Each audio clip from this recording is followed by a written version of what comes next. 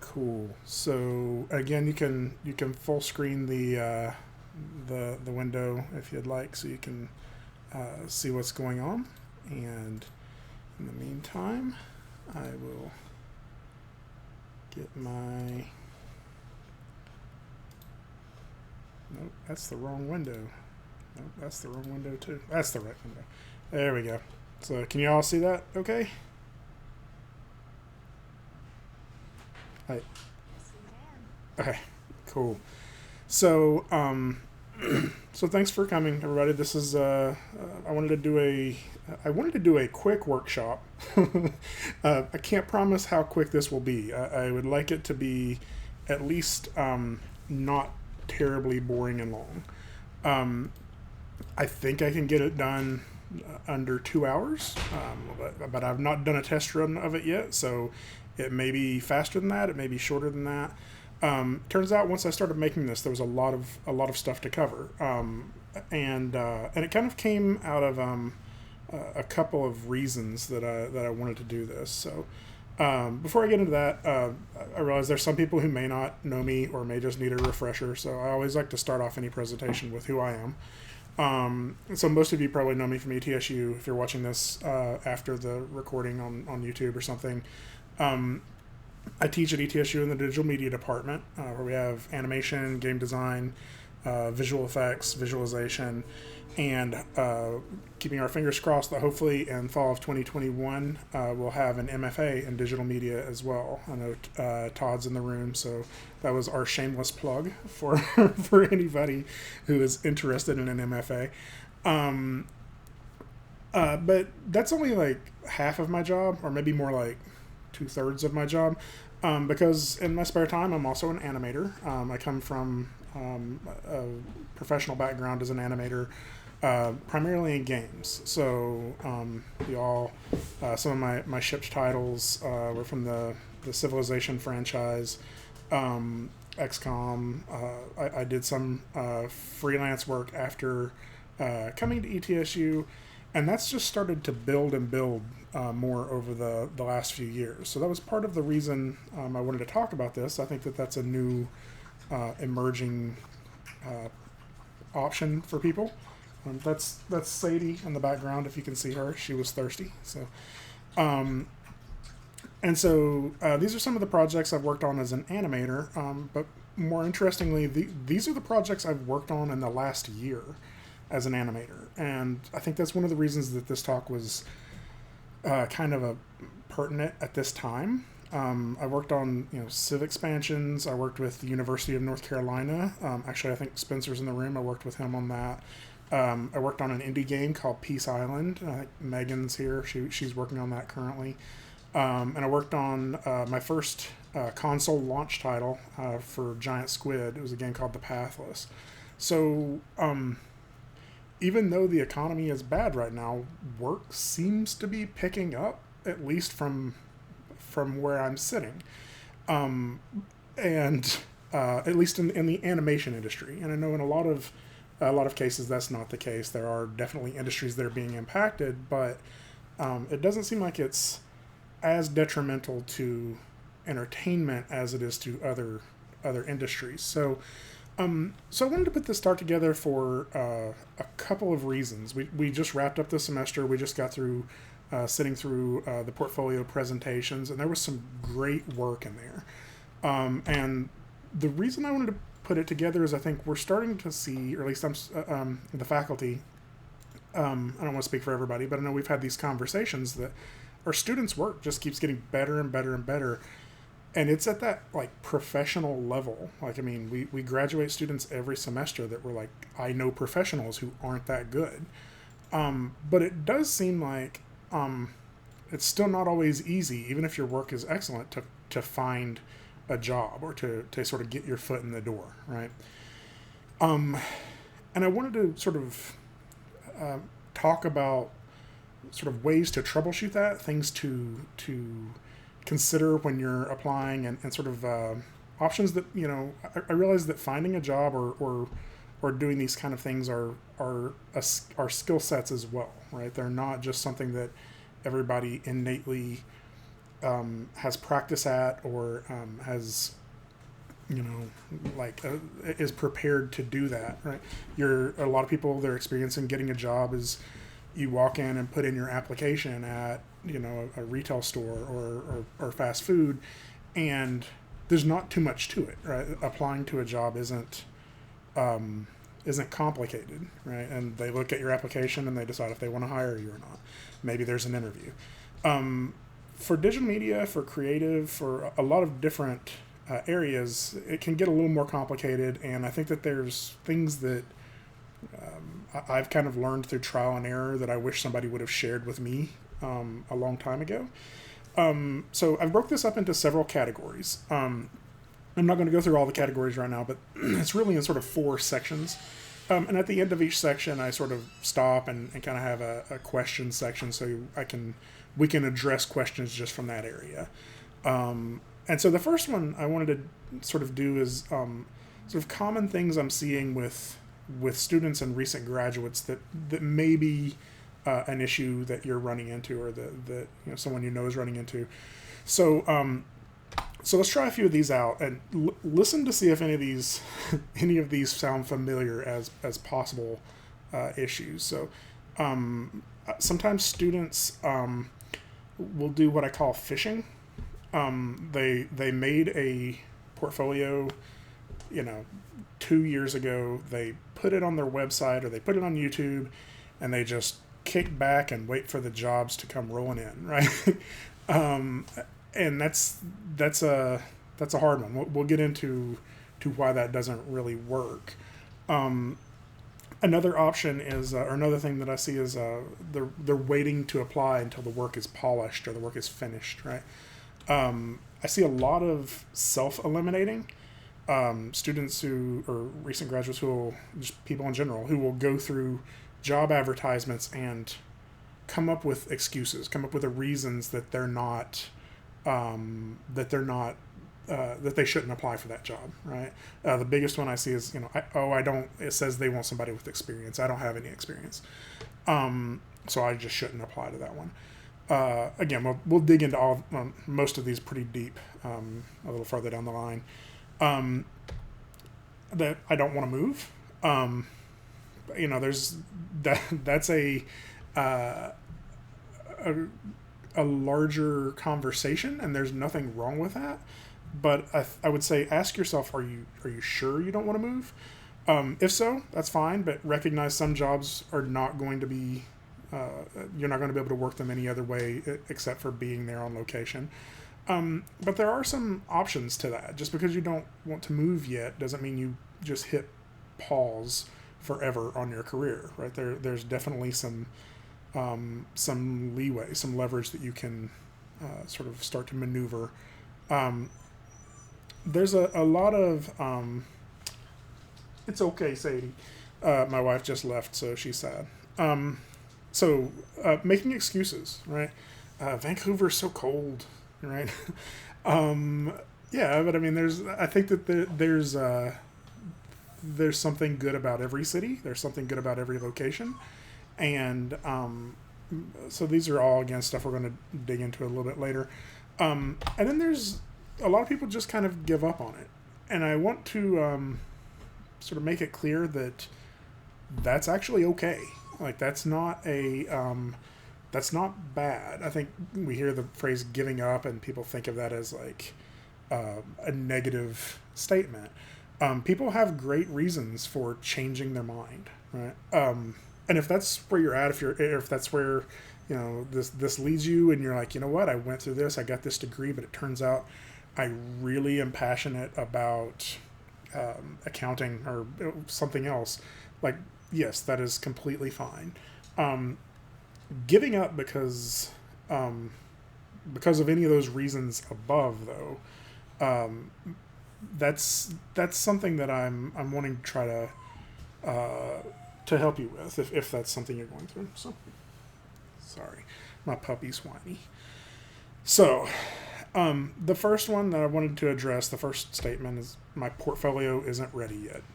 And I think that this is sort of stems from a slightly larger problem, which is we kind of need a better definition of what a portfolio is.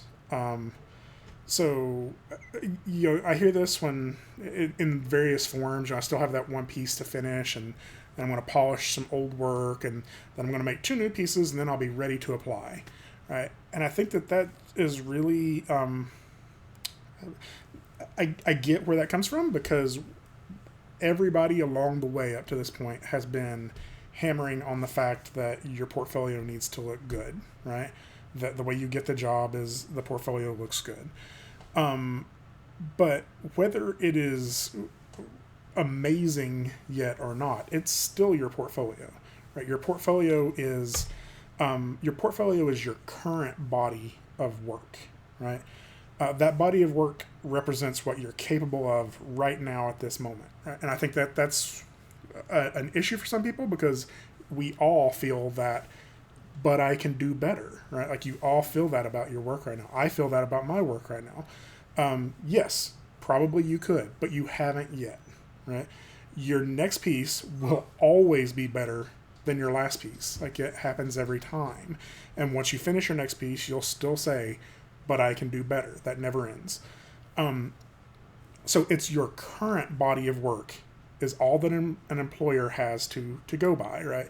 That's their collateral to show that you're worthy for them to take a risk on you, right? So, a couple of things just to remember about your portfolio. It will never be done, right? You're never going to be finished with your portfolio.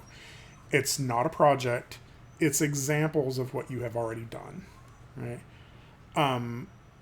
You can have more than one portfolio. Like, in fact, you probably should, to the point that if somebody proposed a job to you that your current portfolio was not suited for, you should be able to completely build a new portfolio out of your existing work in less than 20 minutes, right? Your portfolio is not something that is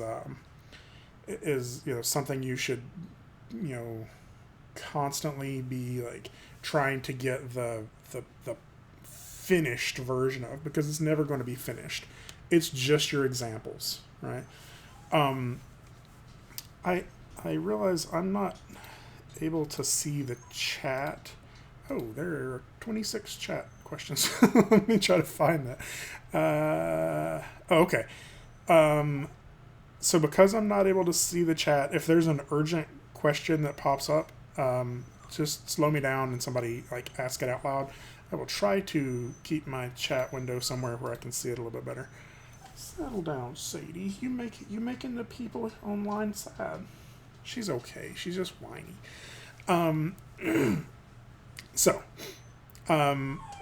We've all heard this phrase, strike while the iron is hot, right? I think that is that's very pertinent. Where that comes from. If you pull iron out of the fire and you wait too long, you miss your chance, right?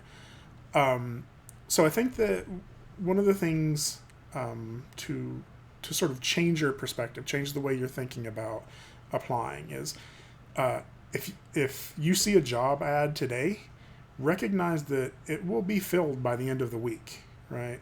Especially in our industry. Like, as soon as somebody posts an animation job, it's like people descend on it, right? They start throwing their applications at it. You don't have time to wait.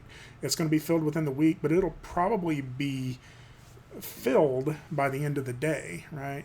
The people who are eagerly pursuing this are going to apply, and somebody's going to start to say, that's my favorite piece. And you're going to just be that person who applied after they had already made a decision, right? So there's no time to animate a new shot. Your portfolio this is the way to think of it. Your portfolio is as ready as it's going to be while that opportunity still exists, right? If you can make a change to your portfolio or make a change to your application within 20 minutes, then do it. If you can't, apply with what you have. Again, stop thinking of jobs as applications as things a task to be completed. This is like a routine. This is something you're going through every day.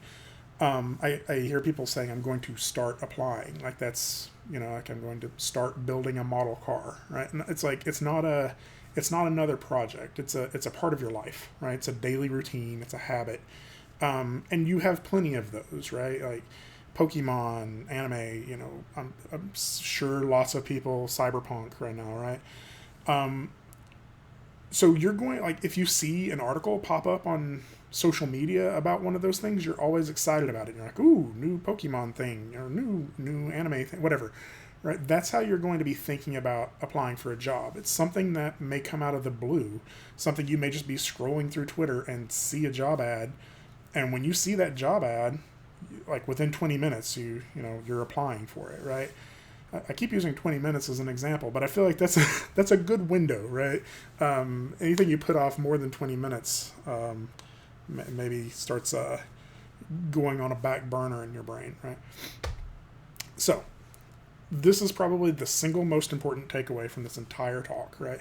If you do nothing else differently, this will dramatically increase your chances of getting work. So think of this as applying is not something future you is going to do.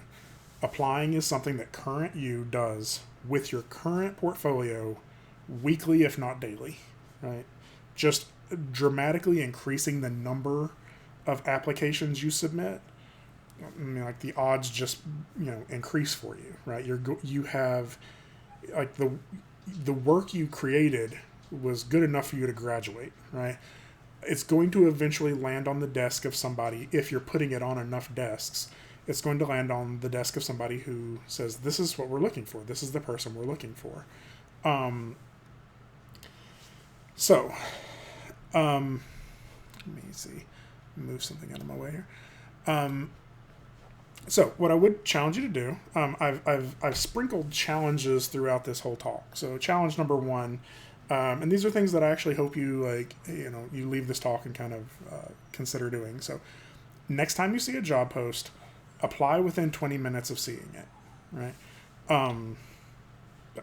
There's nothing for the vast majority of times, there's nothing negative that can come of that, right? Even if your application is not what they're looking for, at least they know your name now, right? There are lots of jobs I've seen, even when I was in house at Firaxis, there were lots of applicants who eventually got hired there on their third application, right? That is, if nothing else, you're showing persistence. They can't come take something away from you, right? Just for applying. You don't really have anything to lose. Just get into a situation where when you see a job, you're like, I'm interested in that. You apply to it. Let them tell you you're not qualified. Don't tell yourself that, right? Okay. Oh yeah, I had a little animation. Do it quick. Okay. So a couple other things that I hear as sort of excuses, but it said I needed 2 years of experience, right? And that's a very common one. And sometimes they really do, but for the vast majority of time, this is who they're trying to eliminate, right? They really want to make sure that they're not having to fish through a giant pile of unqualified applicants, right? And I think that this 2 years experience is a version of self-eliminating once you realize that that's the truth, right? They're saying 2 years experience because really what they're wanting is somebody who can handle the job, right?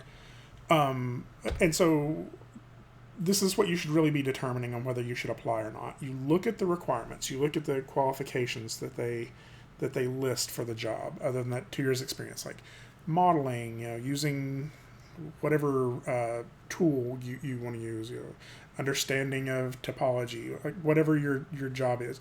You look at those requirements. Can you do them already, or can you learn them in the next 5 days? If you can, then you should apply, right? Really at the root of this 2 years experience thing, there's something else kind of going on there, right? When a studio asks for that. And I'm going to paraphrase a friend of mine who's he was the art director for Civ 5. Dorian Newcomb. He said something to the effect of, in the long term, game development is very rewarding, but in the short term, parts of it can be pretty miserable. Sometimes recent grads haven't experienced that, and when it gets tough, they leave, right? And when they ask for 2 years experience, that just, if you had 2 years experience on another production, that just shows that you didn't leave when it got tough somewhere else, right? Recent grads are sort of a risk for a company. They're taking a gamble that you're going to be able to come through when it gets tough, right? If they see someone else has already taken a risk on you, then that means that future, or that studio sort of, they took the risk, and future studios can be more assured that you're not a risky hire, right? So really, to sort of sidestep this 2 years experience thing, you just need to show one way or another that that you are not going to be one of those people that is going to leave, right? You can make that argument in a lot of ways. Like if you don't have paid work experience, you can show other versions of work experience. Now you want to make sure it's labeled correctly. You don't want to pass it off in your resume as something it wasn't, but you have personal projects. Maybe you've done, maybe you were the lead in a class project, or maybe you did a game jam, right? It is sort of less, it carries less weight, but experiences from other kinds of jobs can also sort of maybe show some of that. If you were, let's say you led a team of 15 people in something unrelated, right? That shows that you have, like you were working in a warehouse and you led a team of 15 people on some other type of project, right? That shows that you're reliable enough to have been in charge of some group of people, right? Everything that you can put into the package that you're using to sell yourself, to take some of that concern away from the employer, is beneficial, right? That 2 years experience is not something that is like that is a deal breaker for a studio, right? If they see somebody who is fresh out of school and they love their work, they're going to ignore the 2 years experience part. Once they start saying stuff like 5 years experience or 7 years experience, then maybe they're serious. They want somebody who's actually shipped a title or worked on a finished project, right? But even then, like if you just have a year experience somewhere and you see 5 years experience, that 1 year may be enough to still put their mind at ease, right? If all else fails, though, just go get 2 years experience, right? I know that's one to roll your eyes at there. Like, how do you get 2 years experience, right? So we're going to talk about this one a little bit more later. But there is ways of starting to show that you have experience earlier than actually, there's ways of starting to gain that experience kind of quickly. So another thing I hear is, but that job is in fill in the blank. California, that job is in London, that job is in North Carolina, right? So I get it. Sometimes location is a deal breaker. There are things though that I probably brought that up sooner than I needed to. So like I'm obviously not going to move anywhere and take a job that my wife can't go with me, right? And I understand that everybody has similar family obligations, personal obligations, right? Maybe your fiance is in the middle of some other thing in their life and you can't make them like give that up, right? Obviously there are things in your life that will make this a deal breaker. So I think the trick to this is to not self-eliminate on those jobs.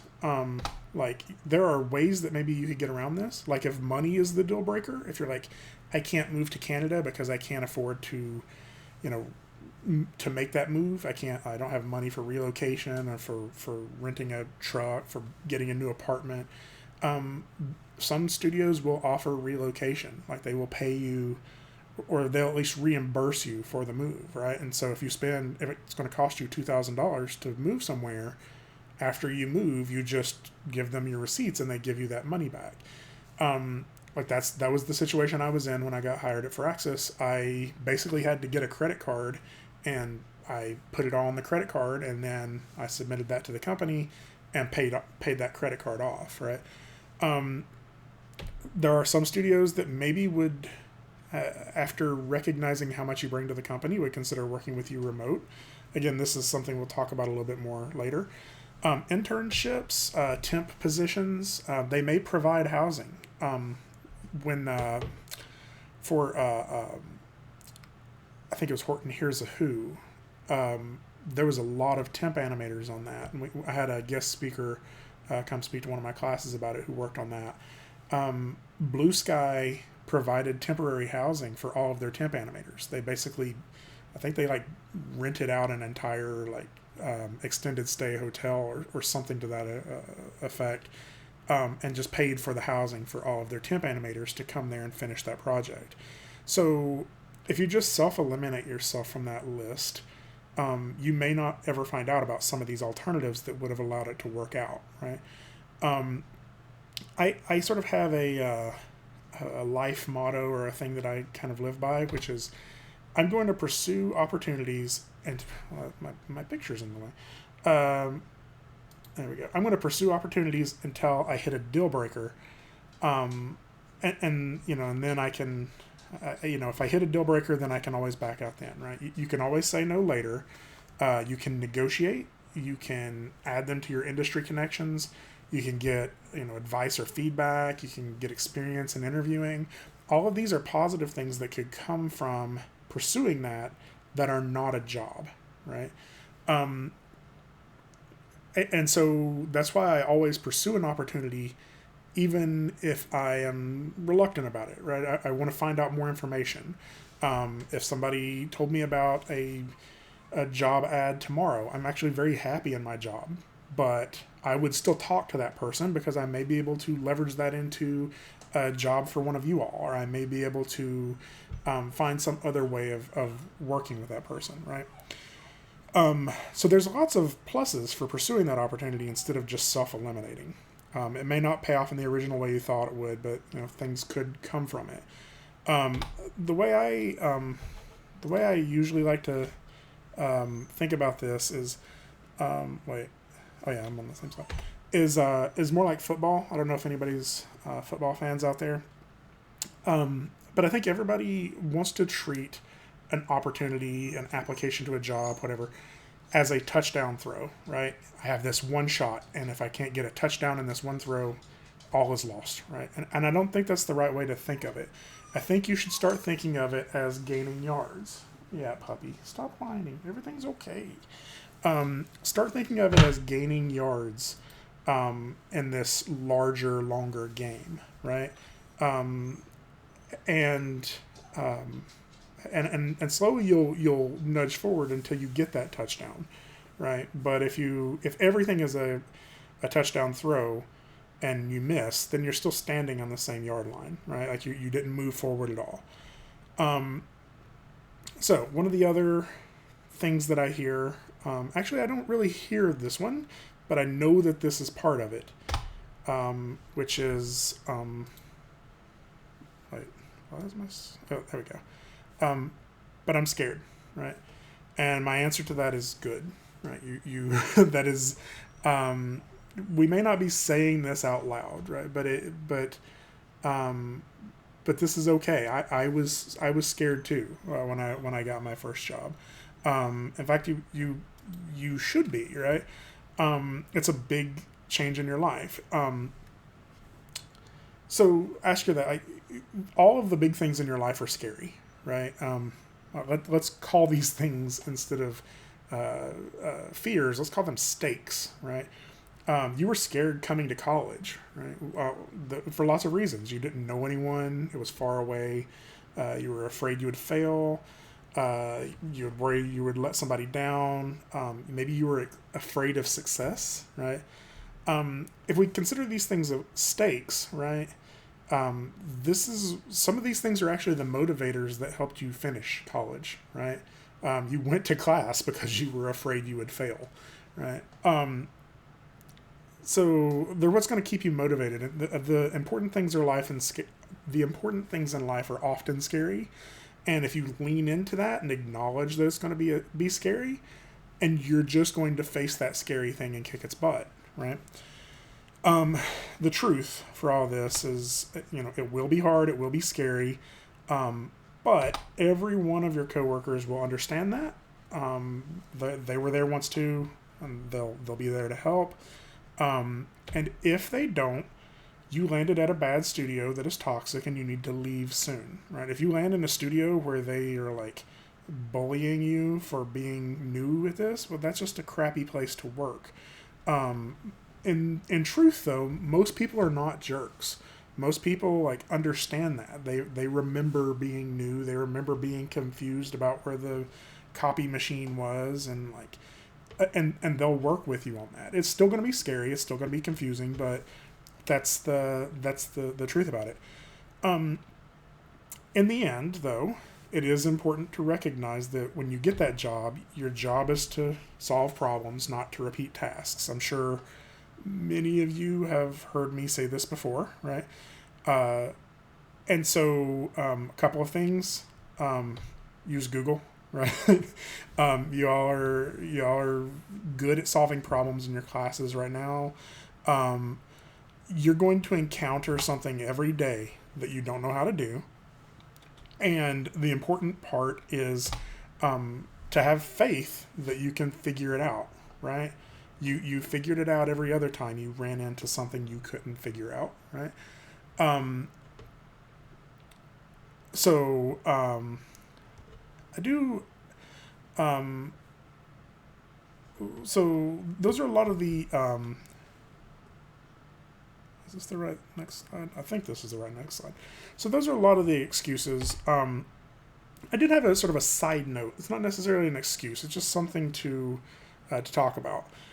Which I do get some students who tell me, I applied to Blizzard, I applied to Pixar, and I'm just going to wait and see what they say before I before I do anything else. So, spoiler, and I don't want to be that guy, but they're probably going to say no, right? They said no to me. Like, there's a lot of people. If those are the only two studios that you're applying to, or if the big like names that everybody knows are the only things you've tried to get, then personally I don't think you've done enough research, right? Pixar gets hundreds if not thousands of job applications for every job post. You're purposely jumping into the big pond to fight all the other fish for a worm, when there are so many other small ponds that are loaded with worms that are just as good, if not better, right? So Pixar can be on your wish list, and by all means you should apply, right? But that shouldn't be the thing that is the make it or break it for 2021 for you, right? Make it a 5-year goal, right? And apply to it every year for the next 5 years. The truth is you need to eat tomorrow, right? And if you're banking on Pixar bust, you need to be prepared for bust. If you're only applying to Pixar and you don't get that job, or you're only applying to Blizzard and you don't get that job, then to buy groceries tomorrow, you have to choose another job. And I would much rather that job be something you want to do than something you have to do because you don't have another choice, right? It's this way of looking at the world that's caused a lot of students to give up because they only applied for the biggest jobs, and then when they didn't get those, they were kind of heartbroken, right? So you need to do a lot of legwork to find the other jobs that would probably make you happy too, right? And that's really what this next section is about. But before we jump into any of that, I wanted to sort of pause for a little bit and sort of open it up to some questions or anything y'all wanna chat before about this section. So, anybody?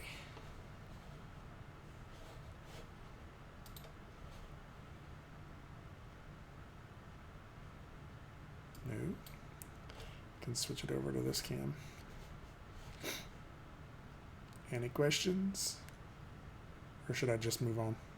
I don't have any questions. Just wanted to say hi, Greg. Hey, Edward, how's it going? It's going well. Thanks for doing this. Oh, anytime. So, I'll ask one. okay. What was your first job, and was it the one that you wanted?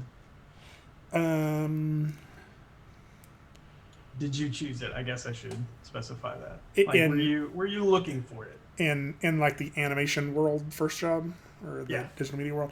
Because my first job was working with my dad in masonry. He's going to come up again later, and I thought I wanted that, but it's really hot outside in July, and so I changed my mind. But my first sort of digital media related job was right out of grad school, and I really wanted it.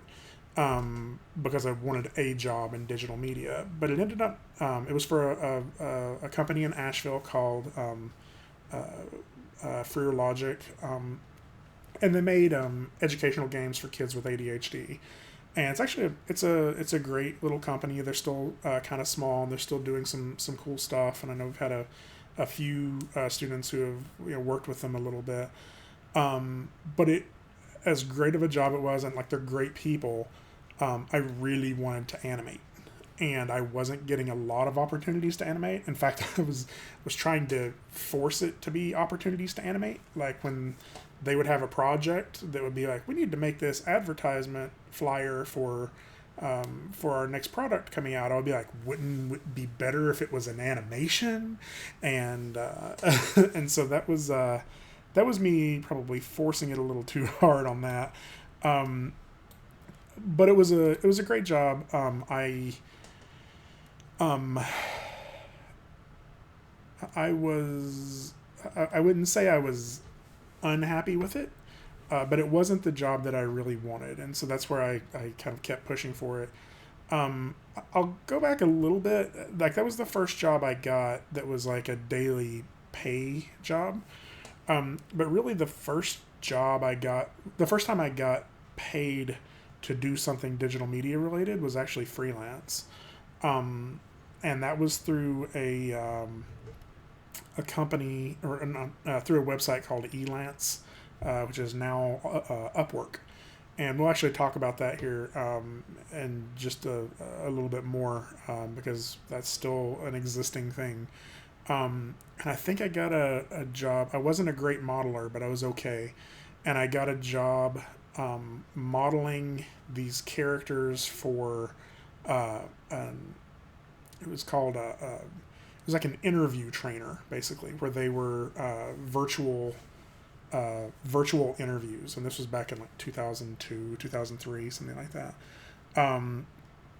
And I sucked at that really bad. One of the characters was supposed to look like Denzel Washington, and he did not.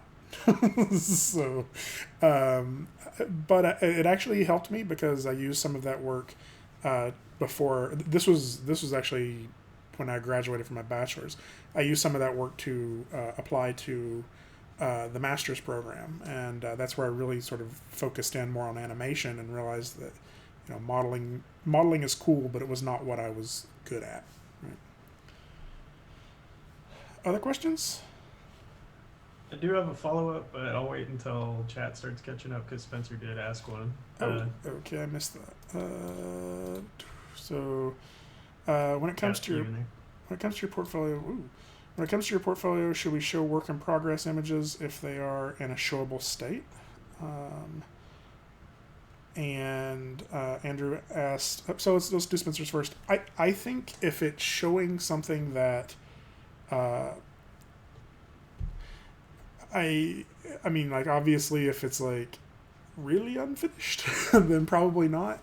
Again, like, your portfolio is examples of, examples of work that the employer, by looking at them, it gives them a better idea of what you're capable of, right? If it's unfinished and they can't really see what you're capable of because it's unfinished, then I would leave it out. But if it's like you're doing a full character, I know Spencer, you're a modeler. If you're doing a full character, but all you have so far is a really well done bust of that character, I think that that's still fine to put in there. Andrew, your question about websites, I have a whole section on that one later, so I'll kind of defer that one for a little while. How do you go about obtaining software for freelance jobs? Good question. You buy it. So, I kind of talk about that one a little bit later too. Freelance is interesting. Some software actually has like discounted programs, but it is part of the expense of sort of running your business. And so yeah, we talk about that one a little bit later too. Is that Amy Trader or Amy Ka? I'm not for sure which Amy that is. I don't know. So the other question, oh goodness, they're racking up. For a demo reel, is it okay to have a portfolio all from the same game? It is. I think it's okay to have it from the same project as long as you're not just answering the same question over and over again that the employer has. Right, if you have 50 animations, but the only thing it really shows is that you can do a run cycle, then it doesn't really help, right? Like each of those pieces should be showing what you can do to help that employer, right? So you would want to show, some stuff with weight. You would want to show some cycles. You would want to show some different kinds of characters from the same game or something like that. I'm speaking specifically, I guess, to Megan in this case because I know she's a character animator. But that would go the same for everybody else. If you have a creature and a human you've modeled, then from the same project and putting them both in there. Again, like this is try to put yourself in the employer's shoes. They're wanting to know is if they hire you, can you do the thing that they need you to do? And so your portfolio should answer that question or should alleviate those doubts for them. Or at least alleviate them enough to where they can talk to you and you can alleviate them more, right? It's not a question so much as a comment, but I honestly really related to the afraid of success point. Yeah, low-key, one of the biggest fears is applying to multiple places and two or more of them agree to take me on. Having to potentially reject one or more job offers in favor of another is terrifying to me. Do not be scared of that, Hayden. Like, dream fondly of that. Like, too much success. Too much success is they understand that. You have to play it, carefully. But I mean, you would just be honest with them. I think I've told this story before. Like, while I was at my interview for Firaxis, I got an email from another company asking me to if they could set up a phone interview. And I was like, well, it just happens I'm in your backyard. I'll just come over. And so I ended up interviewing at two places on the same day. And they both they didn't offer me a job. One of them offered me a job, and then the other one was like, we want to have another interview with you. And I knew from those interviews that there was one that I liked better than the other. If it's an issue, you can tell them though. You can say, hey, I have two interviews right now. I'm also interviewing with this other company. I just need to let you know that. That is actually kind of leverage on your part.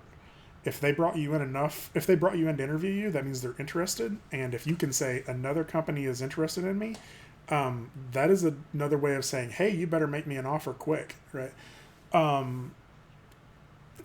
Lots of Blender comments in here. Who let all the Blender enthusiasts in?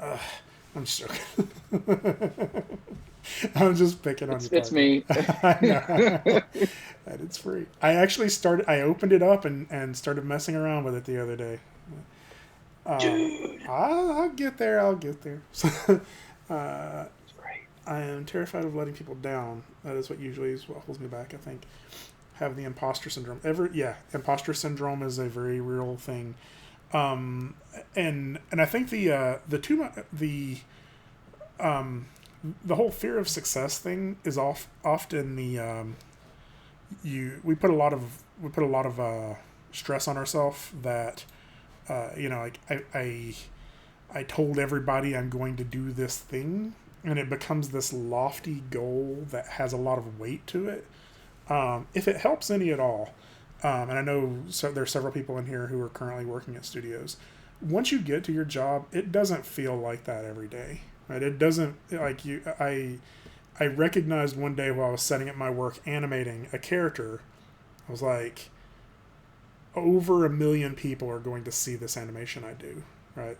Like literally millions of people are like, at that point, Civilization 4 had sold like 6 million units, and like 6 million people saw the last game. We could assume that this next game is going to be as big. Millions of people are going to see the animation I'm doing, and that freaked me out for probably a good 5 minutes. And then I was like, oh, I better get this animation done, right? Like it's still just your daily job. You still go and fill up your coffee cup, and you still check your email, right? I was offered 2 jobs at the same place. However, that interview from back to back, I went to the department that made the best offer of longevity and compensation. Yeah. Cool. Other Parker, everyone feel, yeah. Imposter syndrome is something like every one of us get every day. I trust me, I get it right around finals week every semester. So, like, I have no idea what I'm doing. They shouldn't have hired me to be a teacher. So don't sweat that. So yes, every single day. Any other questions before we move on into the next part of this? I'll chime in with one here. Okay. So I don't want to give away anything or jinx anything, but I recently applied to a video editor position for a spot that directly involves fighting games in the community. So I was super excited when that opened up. Mm-hmm. After sending in the application and a follow-up, they asked me to do an application assignment with paid compensation. Cool. Alluding back to what you said, I did apply to that job literally the day I saw it scrolling through Twitter. Mm-hmm. But from the first application I sent on November 18th, it took them until December 16th to respond, which was almost a month. Luckily, I wasn't committing to that application entirely, so I wasn't just twiddling my thumbs waiting around or anything. But let's say that I was. How long should I wait to hear on a position that I really want and feel is attainable before committing to another application or offer somewhere else? Anytime I would be looking for a job before college or graduating, I would just apply to a bunch and see which one reached out, and respectfully decline offers, thank them for their consideration, everything. Yeah. Is that the manner I should approach job application in the industry? Yeah, well, I think also consider that if somebody else is making you an offer and there's a job, like every offer I've ever received, I said, can you give me a couple of days to think about it? Like, because even the ones that I knew I wanted, I was like, I gotta really like sleep on this, pray on this. Is this really something I want? And I think that everybody understands that. Like, can you give me just a little bit of time to think? And I think during that time to think, I would send an email to the job you were really wanting and being like, hey, I was just checking the progress. Somebody else is making me an offer. I wanted to see if this is still an open position or if I'm being considered for it. Of course you'd be respectful about it, but I think that there's nothing wrong with that. It also, like, a lot of times, like, job replies will take a while, right? Sometimes. Sometimes they're really quick. It really depends on what's going on in that studio every day, right? Like, if you're applying to a studio who has a big deadline due at a certain time, then you're just not going to hear back from them, even if they were in a hurry to apply for it. Like, they're going to be slow to get back to you. So, I think go ahead and continue to apply to jobs that you want. And I mean, I guess I'm trying not to use too many cliches, but that, like, one in the hand, two in the bush, phrase is really. I've seen people miss a good opportunity because they were waiting on a dream opportunity, and that dream opportunity didn't come through. So that would kind of be my 2 cents on it. Is I would go ahead and apply, and if something starts moving forward pretty steadily on the other opportunities, then hit that other place up a little bit more and nudge them. So. All right, cool. Thank you. Anytime. Comment on that. Mm-hmm. Do what's best for you. Yeah. Don't worry about what's best for the project. As I've heard from other friends in the industry and the advice they got, if the project can't succeed without you, it was meant to fail. Yeah. And saying that from Hunter's side. Yeah. Cool. All right. Y'all want to move on? You got any more questions? Volition for the second time back in October. Didn't hear back until December. Kind of forgot about it and I received an email denying the application or something. Okay. I had it. Yeah. Cool. So, so let's go ahead and move on. Oh, I had a question. I just thought of this. I'm sorry. Okay, let's go. What's up? Okay, so I applied to a job for a company, and they wanted they wanted me to submit a trailer for them. Like it was like a 30-second trailer before, with the application, and they're like, you have like a few weeks to do it. And I was like, that sounds like they're getting like free work from me. I don't know. Does that sound sketchy? Yeah, maybe. I don't know. Yeah. Like I would have to. I don't. So you have to be careful, and like usually a test, an animation test or a job test of some sort. I think Tanner had said it was compensated for him. If it's not compensated, it shouldn't be something that they could easily just take and sell, right? I think my 2 cents, what I would do is if it's something you really want, I would do it, and I would watermark the crap out of it. So put Parker Bunch diagonally across the whole thing with your website address, and be like, here you go, what do you think? And like just so that you can't do that. You don't have to do it really that big. Like just in the bottom corner, put your name or something. There are going to be people who try to cheat you in every aspect of this along the way. And if there's red flags going up, usually maybe, kind of trust that a little bit. Like you have that feeling for a reason, even if you can't particularly put your finger on it. But if the company seems a little sketch and is doing that, then just ask more questions like too. that. Be like, so. Okay, thanks. I'm not saying don't do it. I'm saying try to make sure that you're not wasting your time on it. Okay. Okay. Other questions? All right. Let's go ahead and I will switch my camera back over. Is it this one? All right. And let me trying to arrange all of my windows in a way where it makes sense. Yeah, that works. All right. So a lot of this, I wanted to sort of jump into the next. Okay. Yeah. I'm sorry, I'm reading Hunter's comment. Yeah. So this next section I think is important. Is a little bit more about how you build your own platform, right? So this is something that I stumbled across the other day, which kind of blew my mind, right? Some study revealed that 85% of all jobs will be filled through networking, right? Now, I feel like it's probably shouldn't need saying, but you definitely should have a LinkedIn account by now, right? I understand you have enough social media, right? It's probably wanting less social media in your life. But then this article, I think, tells you why you need that, right? To be fair, this was a survey that was conducted by LinkedIn. So, but even outside of that, there are lots of statistics that say somewhere between 70 to 85% of new jobs are filled through some social media or networking connection, right?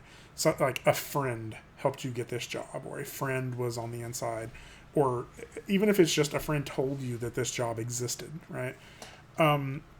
So it's really going to be hard to ever be successful in this without some form of networking involved. So LinkedIn, there's a couple of things you definitely need to have on your LinkedIn account. This comes from experience of trying to track some of you down in the past. Like, I've had job opportunities that I specifically had a person in mind. I'm like, you would be great for this. You should apply.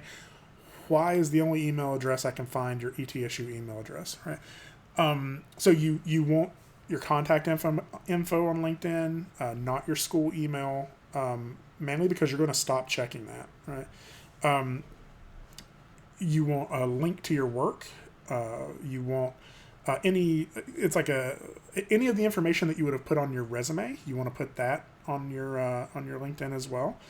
And I often actually use this as an alternative to sending people your resume.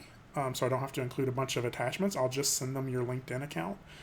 And then the other thing is only add people who are real people, right? People you know. So the point of LinkedIn, of course, is you want others to be able to contact you. You want them to be able to find and share your work, and you want employers to be able to stalk you, basically. For some referrals, again, I just send a LinkedIn link because their email would have filtered out 30 different attached PDFs, right? And you want to start thinking of LinkedIn as you would Twitter or Instagram or something like that. You're going to check it often. You're going to install the app, if you're doing it correctly, your feed on LinkedIn should be just as interesting as your Twitter feed, right? It's going to be a little bit more focused toward careers and your professional side of things. So the trick to this is to follow people, to make connections with people who allow you to grow your network organically, right? So that's the real question. How do you grow your network organically, right? So the first few steps, you're going to add your friends and teachers, right? If you haven't already sent me a LinkedIn request, send it now. And the same with all the other teachers, right? Because eventually we may hear of something and we want to contact you. The same with all of your friends. Your friends may just be other students right now, but someday they will be working in studios. They'll be working at jobs that you want to work at. Whenever you get a chance to go to conferences or workshops like this, right, then add those people. Or don't just add them randomly. Like, have a genuine conversation with them, make that connection with them, and then I just got a person viewing my LinkedIn account on my phone. And so all of those people will start to add up, and you'll be like, oh, that's that person I met at ECGC, or oh, that's that person I met in that iAnimate workshop that was free, right? The other thing you can do is join groups. Add recruiters. Recruiters are collectors of people. And then the last thing is there's ways of adding people to your LinkedIn from other external groups, right? And we'll talk a little bit more about that later. But like Discord, forums, you're going to make connections on there. Good question, Michael. Between LinkedIn or ArtStation, which is better as a networking platform? I would say LinkedIn is better for the networking part, but that doesn't mean it should be either or. It should be both. They both kind of fill two different segments of your platform. I think ArtStation is a little bit more about getting to know people's work, and LinkedIn is about getting to know who that person is professionally. Yeah, both are free to do both. It's funny. I just got a LinkedIn invite. And I'm sure it's from in here. So I will say, I have worked a while trying to build my LinkedIn feed to where it is actually interesting to look at. And a lot of that came from like following different LinkedIn groups. Like here's a list of some of the groups I'm currently following: Animation Army, People in Games, CG Recruit. And if I do, I start seeing more stuff like this pop up on my feed, right? And I've seen this one several times now. Icon in Canada is hiring, and they're hiring animators. One post that they had said they're hiring, it's this one, hiring animators of all levels, right? And the only way I really see that is by really like sort of stretching my feed here. You also, if you're following like specific studios, you'll start to see people who or people who work at certain studios.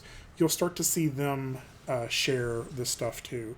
You can follow companies, or they're called, I think they're called pages, but a lot of companies will have pages, and so you'll start to see the things that they share.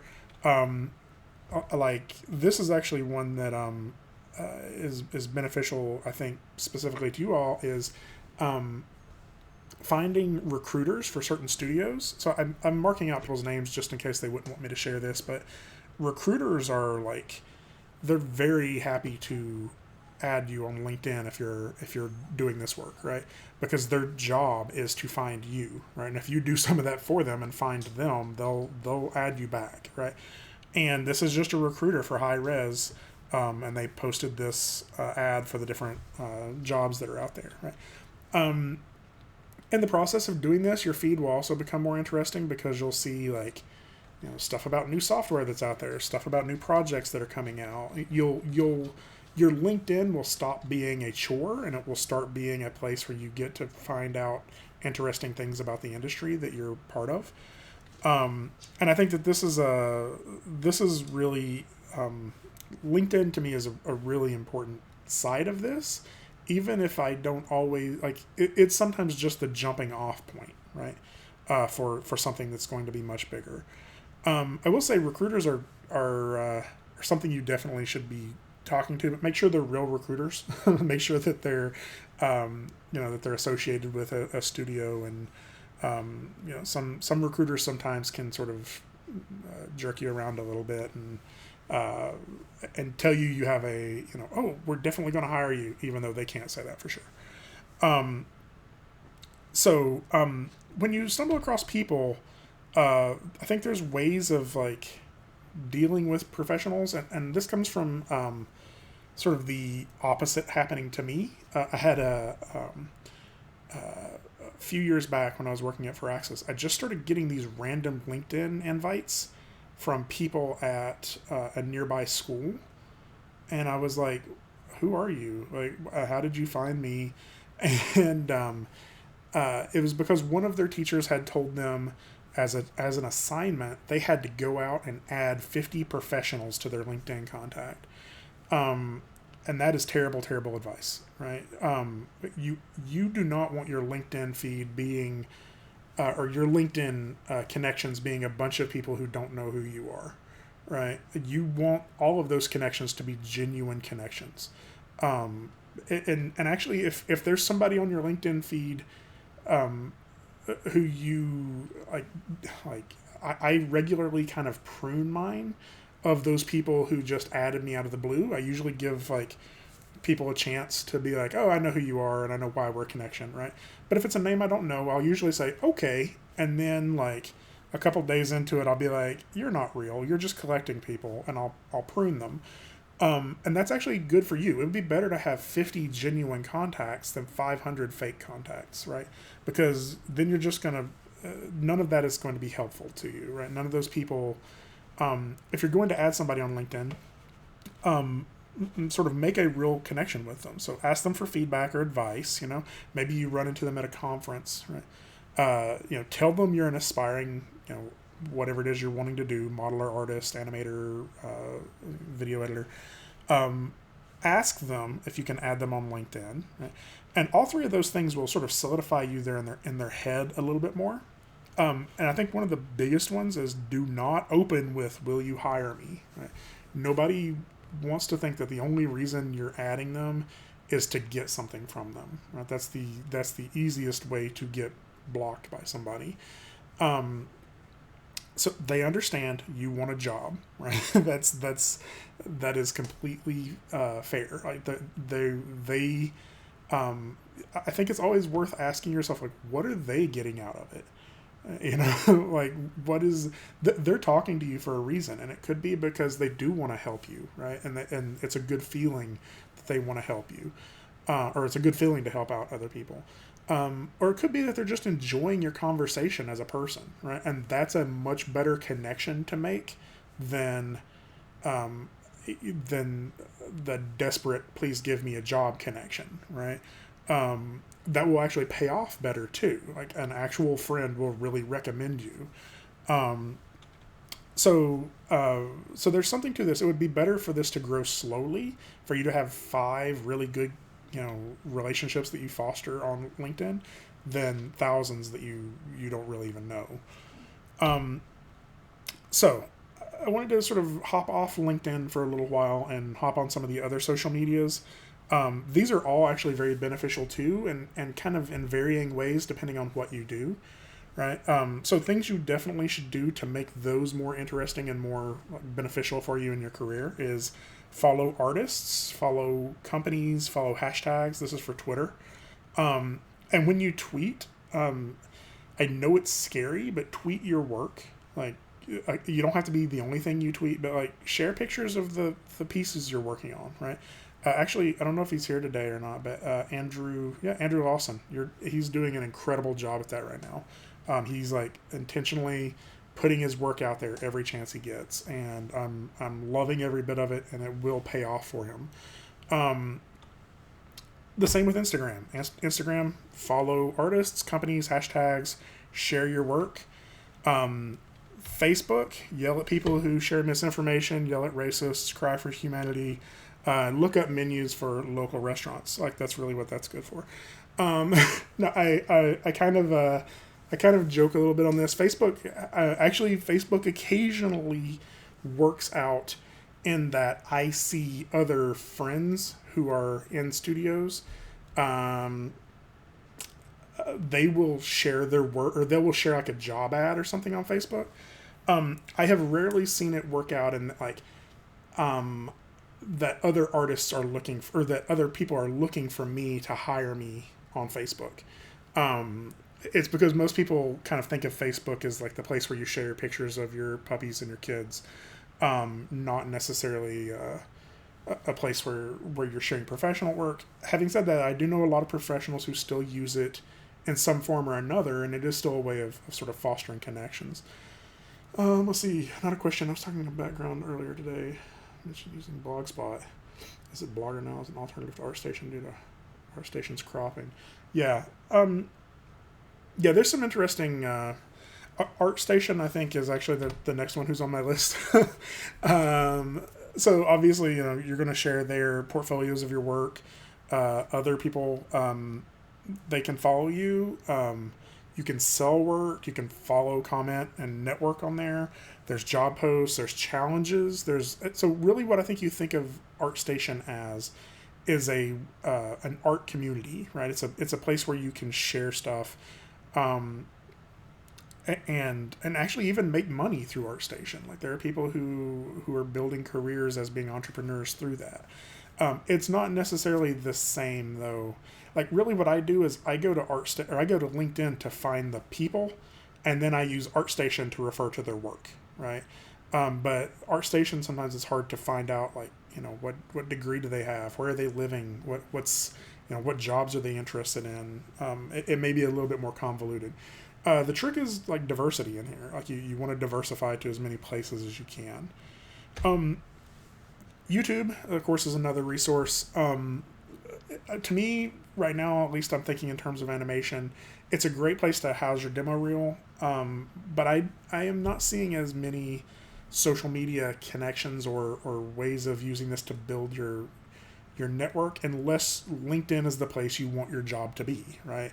So it can be used to build a following, and if what you're wanting is to try to make money off of ad revenue, recognize that it's not great for monetizing short work. Really, if you want to make money on LinkedIn, you need to be making like 15-minute to hour-long videos, and so that it works well for tutorials and stuff like that. But I follow a lot of people on YouTube who make short things. YouTube just isn't where they're making their money, right? I know a while back, Taylor Grant came through here, and she had a huge following on YouTube because she would do these little animation challenges that had a huge following, right? And so all of these people would find her through that, and she would have I think she had multiple, I know she had multiple videos that had over 1 million views and stuff like that. And all of these subscribers. And really that's where YouTube can be powerful, is you're building a captive audience for whatever your market is, right? If you have 10,000 YouTube followers, then you can post a video about your new project you're kickstarting, and more people will go to it and kickstart it. I will say that that's kind of its own project in and of itself. It's more like an entrepreneurial media location. What a lot of people will do is build a YouTube following or build some other following somewhere else, Instagram or whatever, and then route them to somewhere like Patreon or Kickstarter, right? There are several people who are making livings on Patreon. I don't know that that's where I would necessarily start, and I don't know, I would start a Patreon page and quit your job tomorrow. It's more of a, if you're making content, this is a way for you to make money off of that, right? The problem with it is you do have to build an audience, and you have to constantly market, and so this is, again, this could be a much larger workshop that I'm probably not the person who should be teaching, but it is something that people are doing. They're leveraging it pretty well. So one of the ones that's kind of been unexpected to me recently, but I think works pretty well, or has some opportunities, is Discord. Discord, at first, I just saw it as a place to chat with people, with like-minded people in certain groups, right? Or people who had the same interests, I guess is a better way of saying that. But I started recognizing how many Discord servers are out there about specific topics. And so we're going to dig into this a little bit deeper later, but making informal contacts with professionals, right? There's several Discord servers you can log into, and it's nothing but professionals chatting all day long, and you can start to make connections there, right? There's also a lot of indie job posts through Discord, and this is where we can start working on getting you that 2 years experience, is getting your foot in the door in a smaller door, right? So the question I get a lot, do I need a website? And I honestly do not know, right? Right. I have a website, and I use that as a place to host my work. And of course, it needs to be clear, it needs to be, accessible to everybody. But I think the thing to remember is that nobody is Googling you randomly, to try to hire you, right? Like, nobody's like, I wonder if Greg Marlowe is an animator who exists who might want to do my work, right? Like, that's not, the chances that somebody stumbles across you from your website is not great, right? The chances that they stumble across you on LinkedIn or ArtStation and then you route them to your website for some other reason, that's better, right? And so I think, keep in mind what your website is actually for. It's a housing location that you can control. So again, nobody is Googling you until they do, right? So when you apply and someone starts to consider you as an applicant, then that's when they're going to start Googling you. And so that's why it's really important to not be a jerk, right? So they're going to stalk your LinkedIn, they're going to look at your Facebook page, they're going to read your tweets. And so it's important to recognize that when we call this a platform, it's because you're putting your face out there, right? That's what we mean by platform. People are more complicated than just one emotion, right? And I understand that. But your platform is your public face, right? Obviously, you can have your private face too if you need to, but you have control of what your public face looks like. Some people will tell you a giant list of do's and don'ts, but in truth, to me, this is for you to decide, right? You have control of this, how you want the world to see you. And there's benefits to, there's not like a clear answer on what is the right or wrong thing to do here, because some people may want to, like, their public art face, may be intentional so they can get a very specific type of opportunity, right? So you have to, so the thing to recognize is when somebody Googles you, this is what they're going to learn about you. And no matter how you mix up the different things that you present about yourself, some of them are going to find those things good and some of them are going to find them bad, right? Like you have things like politics. Some people are going to agree or disagree with you about what you have to say about politics. And so you have to make the choice of these things. What are important enough to you to want to talk about them, to want them to be part of your public face? Are you going to talk about politics, religion? Are you going to use profanity in your social media? I strongly discourage it in LinkedIn. But like on Twitter, Facebook, whatever, are you okay with profanity? Are you being positive, or are you sarcastic? All of these things are, and then I think the other one that a lot of people have to make a decision about is how much of your public face includes your family and friends, right? There's no right or wrong answer. Like anybody who says don't post about politics apparently has not been paying attention. It's your choice on whether you want an employer to find out what amount about your politics, what amount of your personal beliefs about certain things. I have friends and family members who don't want their public face to be out there at all. Like my wife really just doesn't want to be on social media. And so I make that choice that if I'm posting pictures, I don't post pictures she's in unless she says it's okay, right? And I think that all of those are things that we have to keep in mind. In the end, people are going to find out all of these things that you are sharing. And you have to be okay with what they find, right? And if for me, my personal mix of things that I share is I try to be positive. I'm fine with sharing stuff about my politics and religion. I try not to make it all about that, but I do share those things openly.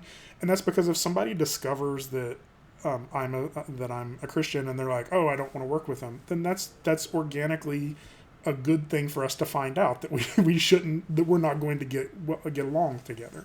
I'm okay with people finding that out, and I'm okay, and it's worth it enough to me to make that statement for someone to use that as a deciding factor. The same with my politics. I feel like politics is important enough for me to risk that. You may not feel the same way about certain topics, and I think that's why it's a you decision. So I'm going on about this a little more than I need to. So let's go ahead and go to challenge number 2. So this is one that I really hope everybody does, which is to work on your LinkedIn profile today. And when I say today, I mean it could be tomorrow if you're sleepy by the end of this talk. But install the app, add your friends and professors, make sure you have a non-school email, make sure you have links to a portfolio, and start joining some groups that are interest groups that you're interested. You're going to need this before we can really do the next part, or before you can really get started on the next part of what we're going to talk about this. So let's do a quick break for questions here. Any questions anybody has about the networking part of this?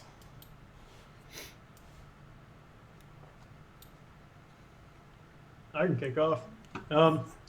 With your first industry job, how many jobs would you say, or how many offerings did you get presented after that job? Like, how much did networking benefit you once you got to where you wanted to be? Oh, like for future jobs? Yeah. A lot. Actually, that's part of what we're going to be going over in the contract stuff. But your LinkedIn will explode after your first after you get your first job, right? Like you're going to have lots of people that you work with every day, and like you're going to turn around and it's going to go from like 50 to like 400. And when it comes to contract work and freelance work that we're going to talk about a little bit later, or even just future jobs, all of that is it's that 85% number that we said earlier. All of those contacts were professionals, and so that means more opportunities came my way that were professional opportunities. I will say, like, even so, I had I shared an office with a guy who, as an animator, and then he ended up leaving the studio and going to another studio, and I was friends with him, I want to say just on Facebook, and that's how I found out that it was actually not Bethesda, ZeniMax Online, that was just right down the street, and that's how I found out that they were looking for an animator as well, and that ended up turning into an interview, and I got a job offer, but I turned it down for that studio, and made several contacts just from that interview, just from meeting those people. So I have a question. Hopefully that answers the question, Nathan. But yeah, that'll later on. I'll show you. I go through a list of all of the different jobs I've gotten just because of industry contacts. So, why do you suggest a smaller number of LinkedIn connections? Doesn't a higher number mean that your visibility when you post your work? Yeah, I guess. I guess what you. I wouldn't say that you're necessarily wanting small. It's that you're wanting. You're wanting genuine, right? You're wanting genuine contacts. And I guess, like, if you post your work and somebody just sees it as like, that's that random person who's stalking me posting work, then it's not going to make an impact, right? I think it's more of like, don't take that the wrong way. It's more of like, don't try to artificially inflate the number of contacts you have, because most people will end up just kind of ignoring the people they don't really know. And if you post too much, they'll probably just end up unfollowing you, or unconnecting with you or whatever. But I mean, I think if you meet somebody, like, this is a really important part about going to conferences and stuff like that. That's why you trade business cards, is as soon as you get home, you add all of those people on LinkedIn, and then they remember you. Oh, that's that person I met at that conference. We had that talk. Right? And it's really like you just want them to remember you for who you are, not just some random name on their LinkedIn. Does that make sense? Yeah. It's not necessarily that smaller is better. But this is actually something people do with mailing lists. Like, if you're on anybody's mailing list, occasionally people will prune inactive people off of their mailing list, because then it gives them a better idea of like who they're actually talking to. Do you think adding a lot of information to your LinkedIn page is recommended, or should it be short and concise, similar to a resume that makes sense? I treat it like a resume. I think you can put, like, if you work on a project and you did multiple characters on that project, or you did multiple things on that project, you can have some bullet points under each of those jobs. I wouldn't put much stuff in there in terms of like written paragraphs about yourself. Like, I don't think it needs like an essay as much as it needs to be, similar to a resume. People are going to skim it pretty quick to get their information they're looking for. And so you just want to make sure that it's giving them that information pretty efficiently. Does that make sense? Cool. Other questions? Anybody need to stretch and take a break?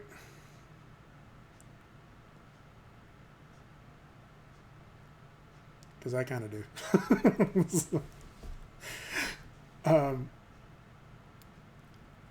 Okay, actually, so let's go ahead and just for, let's say, take like a 2-minute break to stretch, and maybe grab some more coffee, and I will be right back after that. So I'm going to go ahead and leave the recording just because I don't know if I hit this pause button, if it'll actually unpause.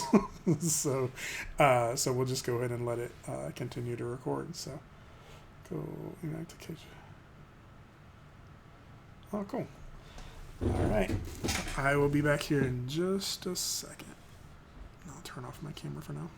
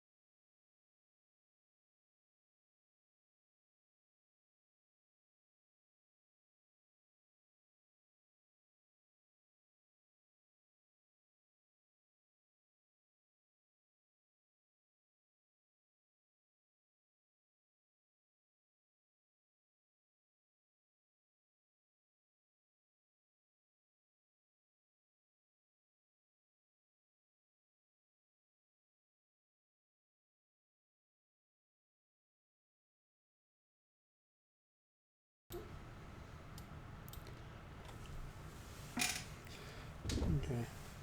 I'm back, but I'll give people a few more minutes if they've wandered away. You all want to meet Sadie? Sadie, come here. This is Sadie. Tell them all hi. She does not understand the computer yet.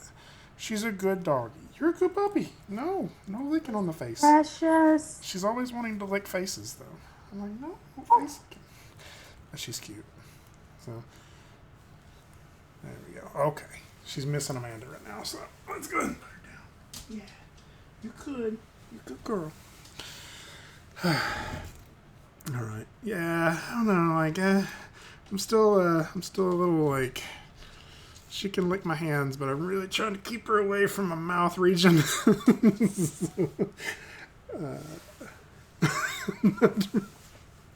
Please don't. Yeah, she's sweet. I don't know where she went. Now I have this like fear of running over her tail with my chair though. All the time. Dude, 10 out of 10 would bet.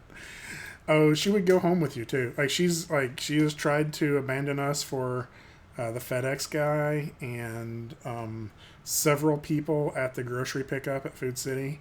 Yeah, she's totally ready to jump ship at any minute. So, but yeah, she's cute. Kind of a foster dog, but I think kind of more permanently ours now. She her previous owner had to move somewhere where they weren't allowed to have pets, and so we were like, well, we'll foster her for a little while, and then like 24 hours into it, we're like, you are ours. So, where'd you go, girl? Yeah. on my cats a couple times. After once or twice, she learns not to lay under the desk. Yeah. Amanda's still like I had pets when I was a kid, but Amanda never had like an inside dog when she was a kid. And I was walking earlier, and Sadie like sort of was following along behind me, and I picked my foot up too high and sort of kicked her in the head. And it was just a gentle kick, but it was accidental. And like Sadie barely noticed it, but Amanda was worried I like caused brain damage or something. But no, she's a good puppy. She whines a little bit when she's left alone. We put her in like. We try to get her. She can't just be roaming free around the house because she freaks out and starts like tearing up the garbage can and stuff. So we have like a smaller bedroom that we keep around when we're not here, and she's not a huge fan of that, but she's getting used to it. So forces herself to on top of people to lick their face and will not stop when she deems you clean. Yeah. Yeah, we intentionally picked a dog we could overpower in case that happened. All right. Well, let's go ahead and we can go ahead and jump back in. Actually, I'll kind of pick back up where we were on the questions front here. If anybody still had more, if she misses Amanda a lot, you could give her one of Amanda's old shirts and smells like her. Helps with my, yeah, attached to my hip because it can. I'm going to move this over here where y'all can read them too. She's literally, I should say. Oh, okay. Yeah. So other questions about the networking part of this before we move on to the next section? Yes. Okay. What's up?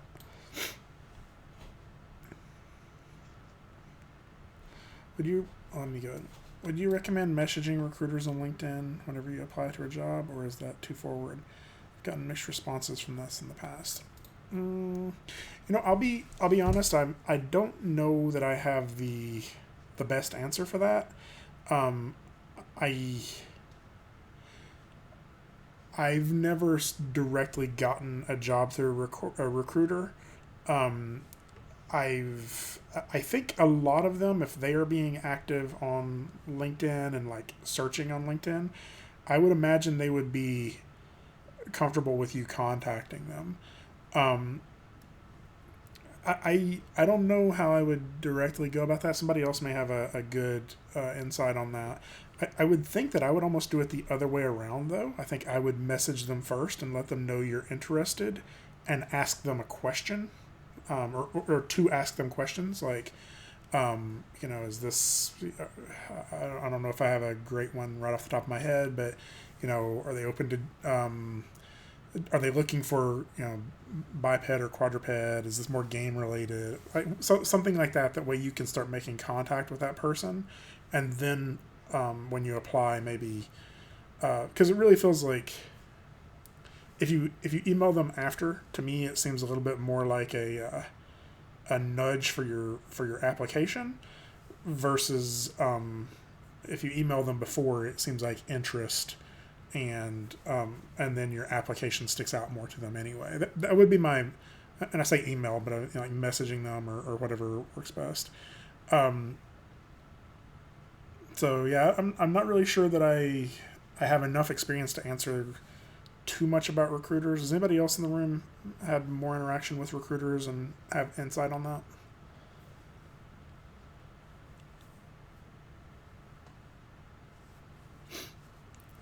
I think it also could depend on the recruiter, like the one that I mentioned earlier. Oh, go ahead, Hunter. Sorry, just realized I was muted. Yeah, I was typing out a response, but what I would say is like, I would say message them back, or if they haven't messaged you, message them, and just keep it brief. Like, just say, hey, I'm open to opportunities. I found your profile or something, and just like briefly, list your skills, because they're looking for people, and they may, you may be that message that they were looking for. So just don't do it too much. Don't spam. Yeah. Yeah, I think. Hey, Greg. Yes. since a bunch of people aren't familiar with where to find recruiters, how do you go about finding recruiters for specific companies or anything like that, since there's a lot of talk about that? That's actually a good question. Let me go ahead and let's do this really quick. Do I have a tab I can open up? I need to get one open anyway. There we go. Can you all see the screen here? I'm going to go ahead and hop on LinkedIn really quick. So if there's a specific company, there's a couple of different ways that you can find them. So for example, let's do like Blizzard, right? Let's say you really want to work for Blizzard. If their company has a LinkedIn page, there's also this section here about people. And this will start telling you people who work at Blizzard, right? And so you could probably start to narrow it down that way, right? If I went with, let's see if Blizzard has a recruiter. There he is, this guy. Right? And so that's a way you could sort of start to do that. I doubt that if their job is recruiter, they're probably going to be open to you like making some form of contact with them. A lot of mine that I've found just sort of happened organically. Like, you know, the one I shared earlier was from High Res. Some of our students were working at High Res, and they shared one of that recruiter's posts because they were looking as well. I will say I wish I knew a little bit more about the world of recruiting. Some studios will use external recruiters, and some studios will use like the recruiting team as part of their internal staff.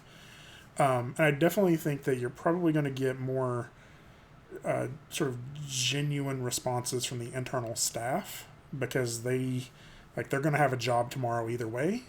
Sometimes external companies, I think, try to oversell you on it, or they try to they're getting paid based off of the number of people they can find, and so you have to watch out that they're, you know. But I don't know enough about how those jobs differ.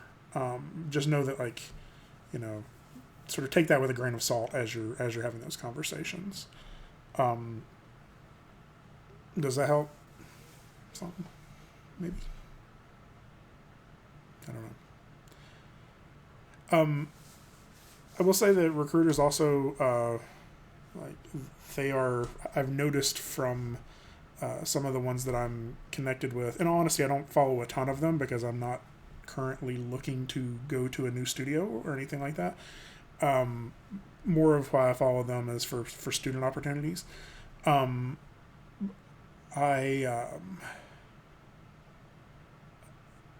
don't know where I was going with that sentence. Anyway, so I guess I guess that sometimes they're posting more than just job ads.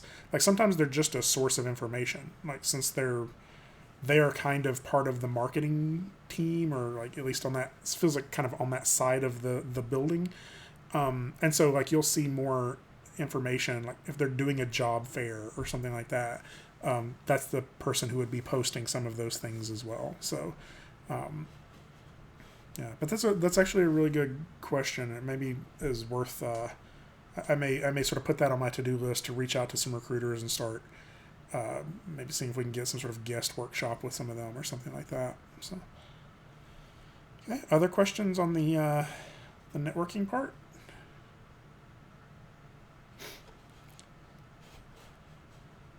So I have a feeling I'm not going to get this done in 2 hours. Just saying. We're at an hour and 38 minutes, so I apologize if this is running long. Hopefully this is helpful information. Oh, here's a question for you. Is it better to attempt to create network? Is it better to attempt to create a network with a large studio or a smaller one? What are the pros and cons of either? Oh, good question. Because later I have a slide about the pros and cons of different different studios. I would say both. Like there's always certain career goals you have, and like I don't want to say that smaller studios are better than bigger studios or bigger studios are better than smaller studios. I think it's a good idea to kind of diversify your network. People leave gigantic studios all the time to start smaller studios, and then you could be on the ground floor of that. So I definitely think it's I think I would have a little bit of anybody and everybody. Like, you can't really predict the future. Some of my best opportunities have come from people who, when I made them as a contact, were no more successful than me. Right, like they were at the same point that I was, and so treat it like any other connection. If it's somebody who's interesting, somebody you want to stay in contact with, make a connection out of them. So, all right, cool. Well, in the name of trying to get through this in a reasonable amount of time, let's go ahead and move on to the next one here. Let's see. Yes, we are going to go over. Megan asked about charging, taxes, etc. That's kind of toward the end of it, but yeah, we're going to get to that soon. So really, what I wanted to start on next was sort of the difference between contract and full-time work.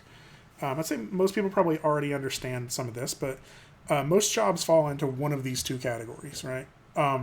So the rest of this workshop, we're going to look at both of them and talk about the differences and techniques of getting these jobs, and a couple of other elements of that. But really, now that we've talked about like your side of it, right, the networking part, the getting you past any of the mental or emotional blocks that are keeping you from applying, let's talk about the actual jobs, the studios, and how you can get those jobs. Most jobs will fall into one of these two categories, right? So let's talk about the pros and cons of both. So, full-time work. This means that you're going to be in-house. It's a 40-hour-a-week job. Usually it's probably a salary position, right? And this is what most people think of when they think of applying to a job, right? So it's got a lot of pros and cons. Stability. You have a job tomorrow. You're paid an annual salary, so you know how much money you're going to make that year. Insurance. This is actually a big one. This is worth more than you think, and this is actually a different kind of stability, especially if you have a family, right? This insurance and benefits adds a lot to your actual pay, right? Like it increases the value of how much that job is actually giving you in your life, because if you don't have a job with that stuff, you have to pay for those things yourself. And I mean, you're still paying for your insurance yourself, but the company covers a big portion of that. And really, up until the Affordable Care Act, like, this was a big hindrance for people to be able to go freelance or contract, as insurance was just too expensive to buy yourself. Something else, taxes. This is a pro, is that the company takes money out of your check and they pay your taxes for you, and this makes filing your taxes at the end of the year much easier. You get paid time off in a full-time job. Probably about, I would guess, about 2 weeks a year for most places. You accrue this as you work. So every month that you work, you get so much time off that you're banking, and then you can just take that time off whenever you want to. You usually have to give them some notice of that. And so basically this means you get to go on vacation and you still get a paycheck, right? I have growth listed as this too. It's since you're part of the team, you're trusted a little bit more with responsibilities. This isn't always like an exclusive pro of full time. Like, if you're an in-house contract, sometimes you're there so much that most people can't tell the difference between whether you're full time or contract. But really, it means that you're invested in the project and the company a little bit more. And so that means that you're sometimes trusted with more responsibilities. You get more promotions, raises. Like, the company sees a reason to continue to invest in you, right? And then I also put more input on the team. This maybe isn't always true, but But I think this kind of goes with growth, and that like if the company's investing in you and you're growing along with the team, then you get to really make a huge impact on what that project is, right? Of course, some of the cons of full time is monotony. Did I spell that right? Monotony. I should have run a spell check on this thing. Basically, if you're working on making The Sims Part 3, then you're probably going to be working on making The Sims Part 4 and The Sims Part 5, right? You could make your entire career out of modeling guns for the Call of Duty franchise. I worked a lot of Civilization games, and I didn't mind that, but some people, that got very repetitive for them.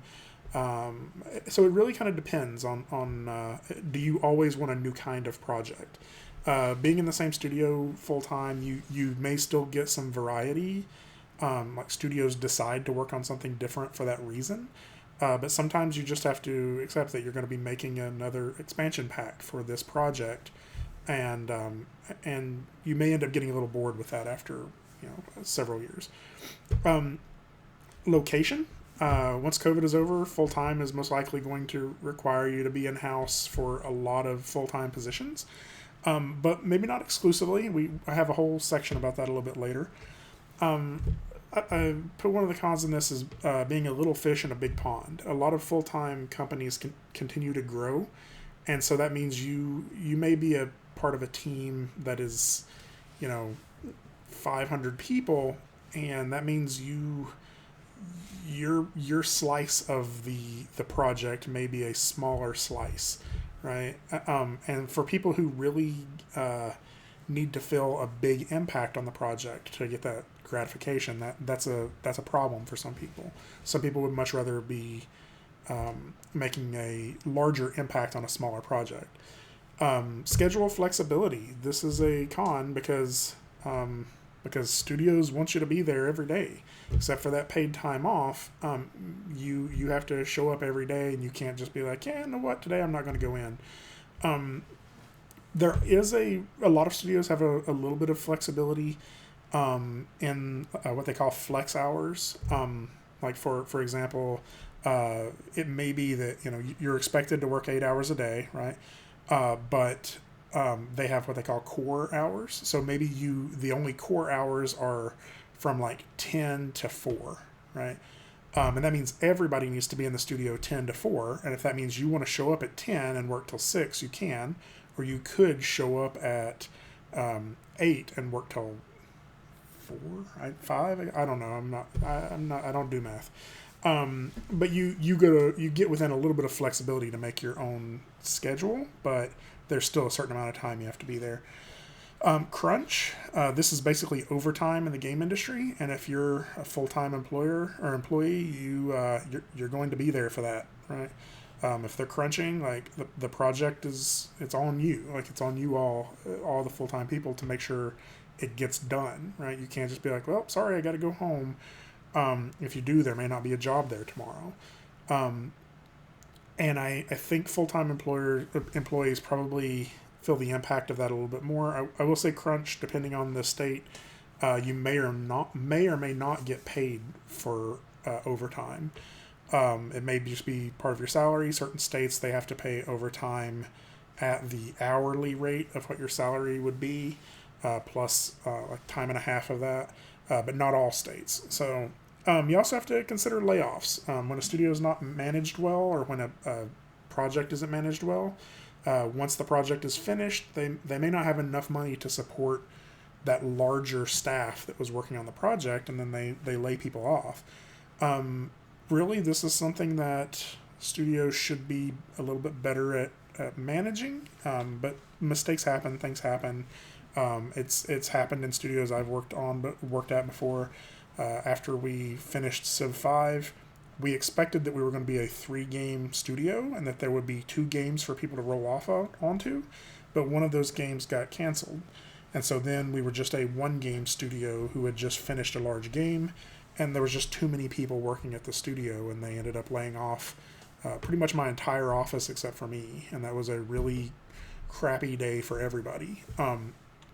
and that's going to happen, I think, in full-time positions if people make mistakes in the way that they're managing stuff.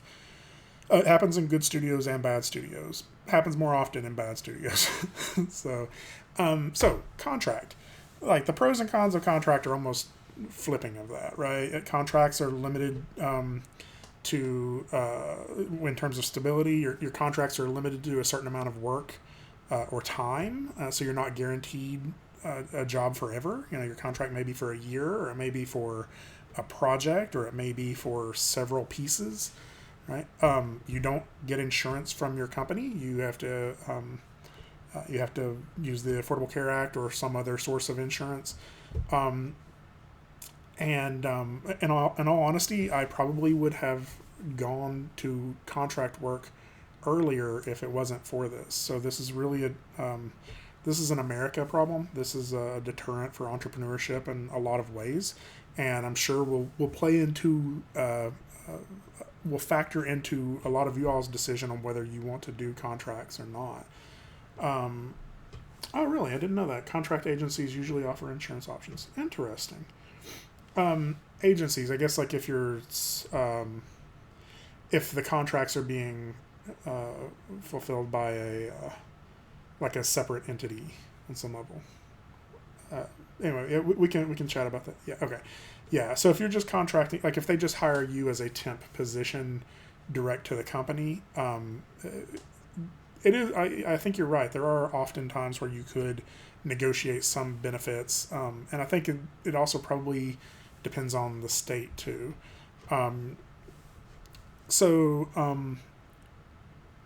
Taxes. So this is a little bit more complicated, but we talk about taxes a little bit more later. Basically, you're your own employer, right? You have to figure out how you're going to do your taxes. Paid time off, nope, you don't get any of that. So sorry, but it looks like I have to leave here soon. Yeah, it'll be on my my YouTube channel, the Greg Marlowe Learning, hopefully within a few hours after finishing up here. So thanks for joining while you could. Growth. So this actually doesn't have to be a con. I will say for contract work, I've seen a lot of people's contracts turn into full-time positions. But I will say that, like, often contract people are brought in because to free up some of the full-time people. And since those people are a little bit more ingrained into the project, the full-time people are, sometimes you as a contractor don't get the hero piece immediately, right? You may be doing some of the little side pieces for a little while until you sort of gain some confidence in the studio. So that is just something you kind of have to consider. It usually, it doesn't always mean that, but that is sometimes something to think on. More input on the team. That really depends on the team. So I don't really those two are iffy on the cons, really. So one of the pros for contract, though, is it does not get boring. Like I said, I've worked on 4 different projects this year. Boring is not what I would have called the last year of my life. Location, if you like to bounce around, I think this is a good option. Even in-house contracts, particularly visual effects. I don't know if anybody knows Jensen Obler, but he works on a different project every couple weeks, and a lot of times they're in-house contracts where he just, well, I'm sure before COVID at least, that he would just go to the studio and they would have a spot set up for him, and he would get to work on a different project all the time. And that's very, very kind of exciting. Location-wise, though, like, contract work is much more open a lot of times to being remote. So remote, of course, you can work from anywhere, not just that studio. And so we talk a little bit more about that later here. Big fish, little pond. A lot of contract gigs may be at smaller studios. Probably because they're trying to maintain budget issues. So that may mean you get a chance to, if it's a smaller studio, you may get a chance even as a contract worker to make a big impact on that project. Like, you may be the only animator on the whole team, right? Schedule flexibility, that is that is really what a lot of people like about contract work. I recognize that I can scale the amount of work I do up and down with contract work, and so I can still be a teacher, and then I just do less contract work when I'm teaching, right? But for some people, you may just want to take a month off, right? And if you've banked up enough money, you can do that, and nobody cares. So with crunch, that you may still experience crunch as a contract worker, but because you're not salary, if you're in one of those states, and you're being paid hourly as part of your contract, crunch may just mean more money for you. The more you work, the more you're going to make, right? And layoffs, actually, contract workers are usually how a smart company tries to mitigate layoffs. Your contract ends when the project does, so you know when it's going to end, and they know when that part of their expense is going to not be there anymore. And so they can sort of scale the team up and down using contract workers. Now, I know this is, I'm sure plenty of people in the room have some input on this, but certain studios, there are some concerns, not really concerns, there are things you have to take into consideration if you're a contract worker for a long period of time. Certain states have these laws that, they basically, to prevent them from abusing contract workers, that you can only work as a contract worker for so many consecutive months before you have to take time off from that company, which that's again a much larger conversation to have, but it is something that is to be that you need to be considerate of if you're working at a company for 2 years or 16 months or whatever, and then you have to take a year off from that company. You have to be prepared to find work for that next year. So the next little thing I would sort of chat about is excuse me, is the in-house versus remote. So let's start with in-house. That means you're in the studio, which of course COVID has changed everything. We'll talk about that more. But if you're in-house, that position could be full-time or contract, and you're just temporarily in-house as a contract worker. This just means you work at the studio, and the equipment and software is provided. The contracts get to work a little closer with the team if you're in-house, right? Whereas when you're remote, sometimes you just don't, you're a little bit lost on what they talked about at lunch the day before, right? And so there are ways that studios are working to make that better, but that is something to take into consideration. When it comes to remote, in the past, this was mostly contract positions, right? At least in the digital media industry, places like Citigroup or something like that, they were doing more full-time remote. But in digital media, if you were remote, you were almost certainly contract. This just means you work from home or some remote location, and usually you have to provide your own equipment and software. So lots of animation and game dev jobs were reluctant to work with remote contractors because they were afraid of leaks, right? You don't want, all it would take is like one person, leaking, 10 seconds of the next Pixar film that's still 2 years away to be a really bad impact on that studio, right? So that's kind of changing a little bit. We'll, again, talk about that here in a minute. But one of the other things with remote, like where that's sort of being used, is an alternative to outsourcing stuff overseas. So it still happened, and sort of my experience with it is the way I kind of ended up in these positions was that the outsourcing house that they were working with overseas was not giving them exactly what they were hoping for, and they wanted to work with somebody who they had worked with before, who, they understood, I understood what they were going for, right? And so I think that's where a lot of remote work was starting to go, and it was increasing before COVID, but then of course everything changed, right? Before COVID, full-time work was work from home was something you could possibly do on occasions in special situations, right? Like my kid like broke her leg or has mono, and I need to stay home with her today, so I'm going to work from home. Some places, like I said, in other industries were starting to move that way because they realized it was an affordable option to, increasing the staff. But, animations and games, they were worried about things leaking. So, however, it's increased in popularity. And right now, all studios that I can think of, like, I honestly don't know any studio that is currently exclusively back in-house. The vast majority, even Pixar, is working remotely right now.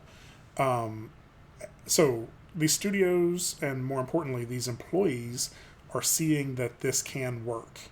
And so since that's the case, it's not going away, right? One of the ways that people are achieving this is just a couple of the options, is and to try to prevent some of the leaks and sort of concerns that people have, is either VPN access or remote cloud computers.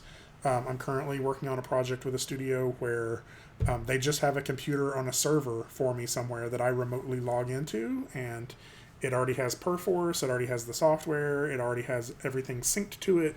I can't steal the game and release it early, right? That is the things that they're concerned about. AppStream is kind of a similar version of VMware Horizon is one of the remote servers. AppStream is also kind of one.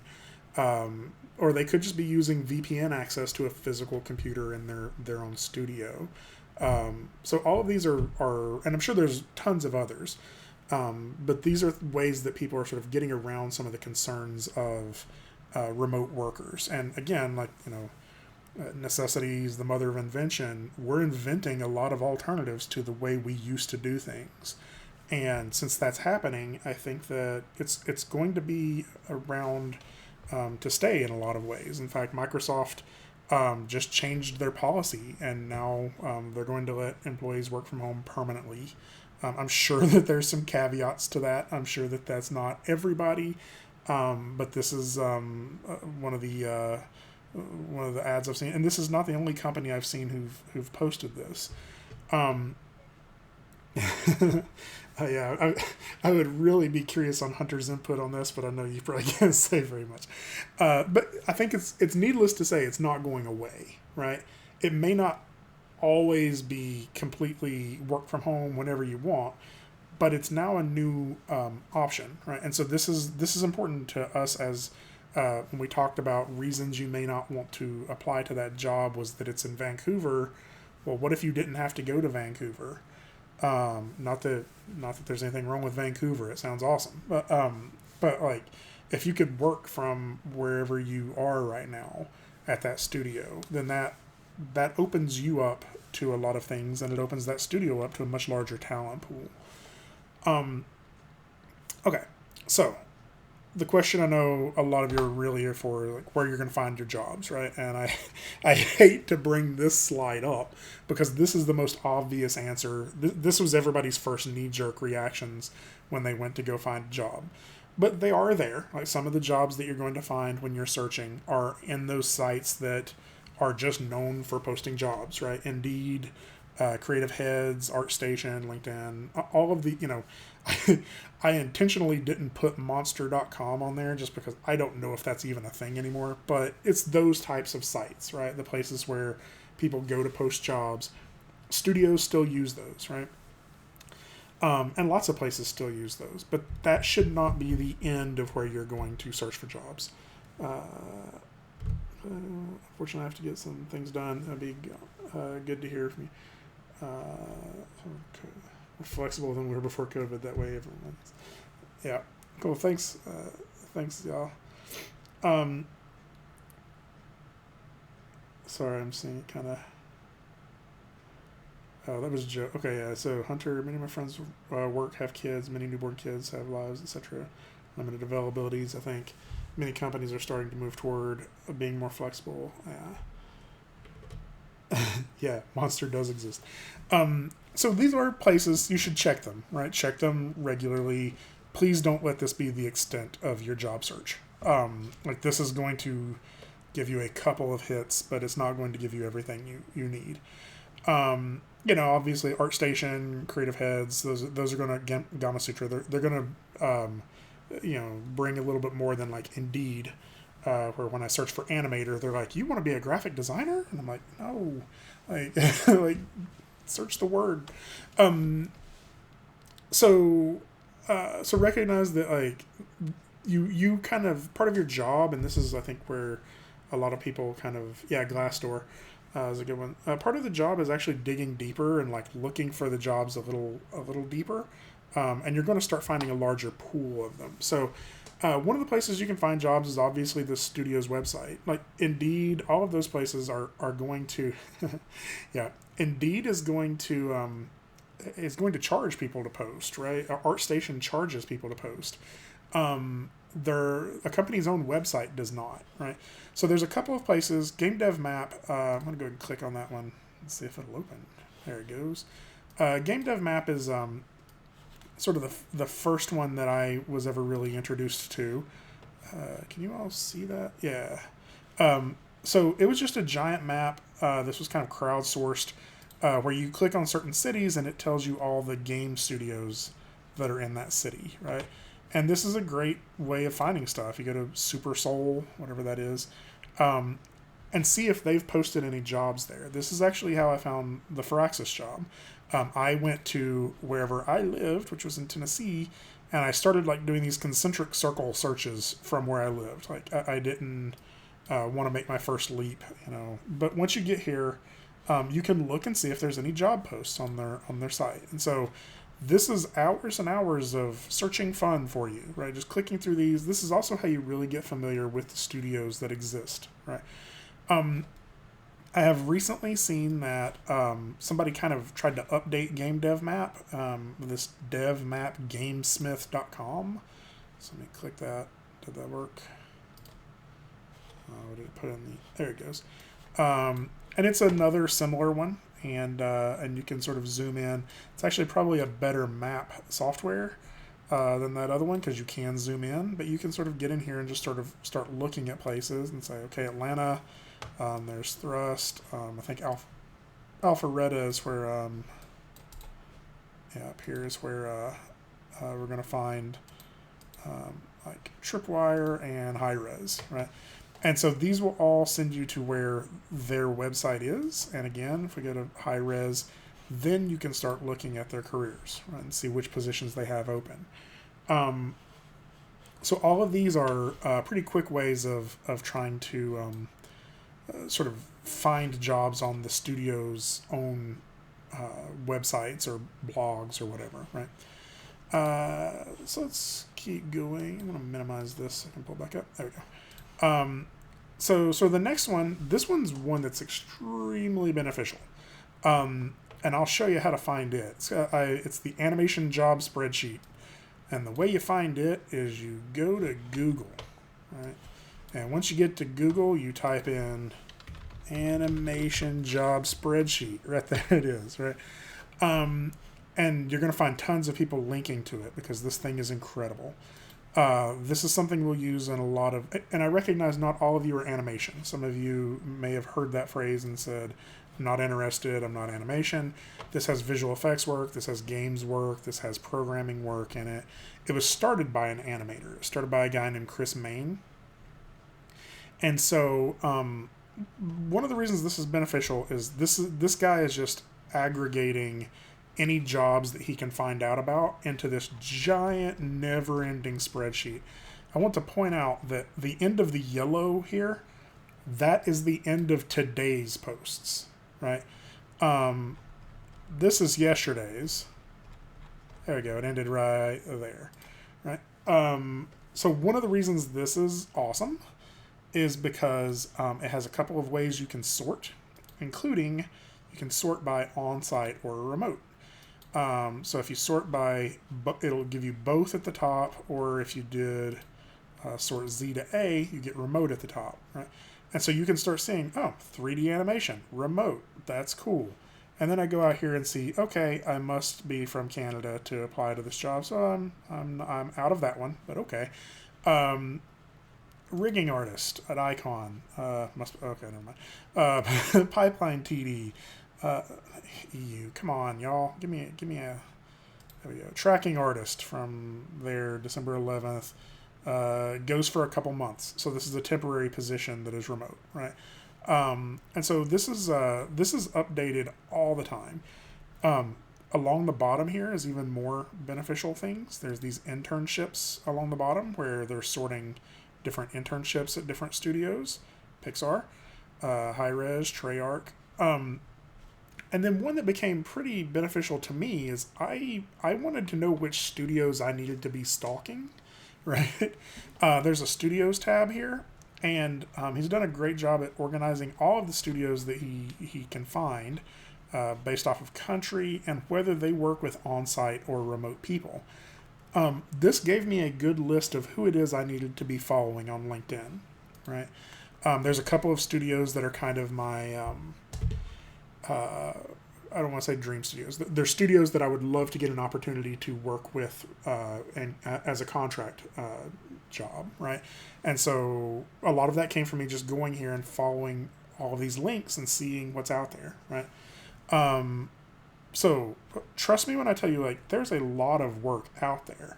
The problem becomes that these people are probably looking for you and they don't know how to find you, and you're looking for them, but you didn't know how to find them. So a good portion of this talk is about how to make that connection happen, right? So I'm going to continue on. I want to, we mentioned earlier about building our platform, right? And that is because we are going to find jobs on social media as well, right? Just based off of, this is just my feed. I just sort of scrolled through and grabbed a couple of screenshots from jobs I'm seeing on like LinkedIn. This is my Twitter account. So they're looking for animators to join CD Projekt Red, which is, I'm pretty sure they're the ones who did Cyberpunk. So this is my Facebook, so it does pop up every now and then. In all honesty, a lot of times where I find stuff on Facebook, though, is Facebook groups. There are groups that are related to certain animation stuff. So if you go, like there's indie animators, there's indie game devs. Following those groups means that shows up on your feed. Unfortunately, they get a little spammy sometimes, but you can kind of sort of sort through some of that. But this is just places where you can find some posts from people. Okay, so this slide is how to get hired, and then this is I'm going to be honest. This one does for full-time positions. This one has a lot to do with the quality of your work, but I wanted to sort of try to make that a little bit easier for you to understand of what that process is like and what you should expect and what you should sort of be aiming for. So obviously I feel like a precursor to all of this is your work has to look good, right? You have to be putting your best foot forward. But I feel like that's the talk you all have heard enough. You know that's the truth. The process for getting hired at a full-time studio is you apply, right? Your application is usually your resume, an application form that's probably on their website or something like that. And then, of course, your reel and your portfolio.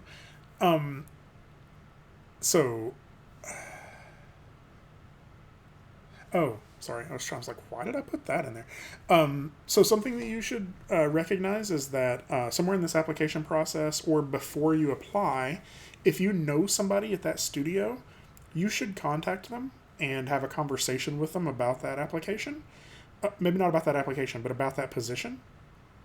Some studios get bonuses if you are hired, right? Or, no, I'm sorry, not some studios. Some studios offer their employees bonuses if they recommend you and you get hired.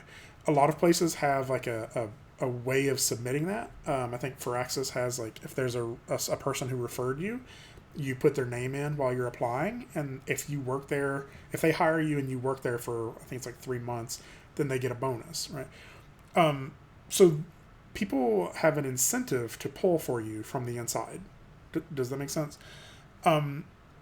So I always I encourage people that if you do know somebody on the inside, have a conversation with them, find out if that's a thing, but don't pressure them, right? Don't be like, hey, can you give me that job? Can you give me that job? Because they probably can't, right? The best they can do is put in a good word for you or say, yeah, that person doesn't suck, right? The next step in this is if they're interested, if the team looks at your work, they're gonna do a phone interview, right? That's usually pretty quick. It's 30 minutes to an hour. It's not any I say phone interview. I guess at this point it's probably a Zoom interview, and that's really a is this person for real interview, right? They've decided they like your work before you get this, right? They don't give phone interviews for people who the work is not up to their level of what they need, right? The longer interview happens if after that interview they're still wanting to continue forward with you.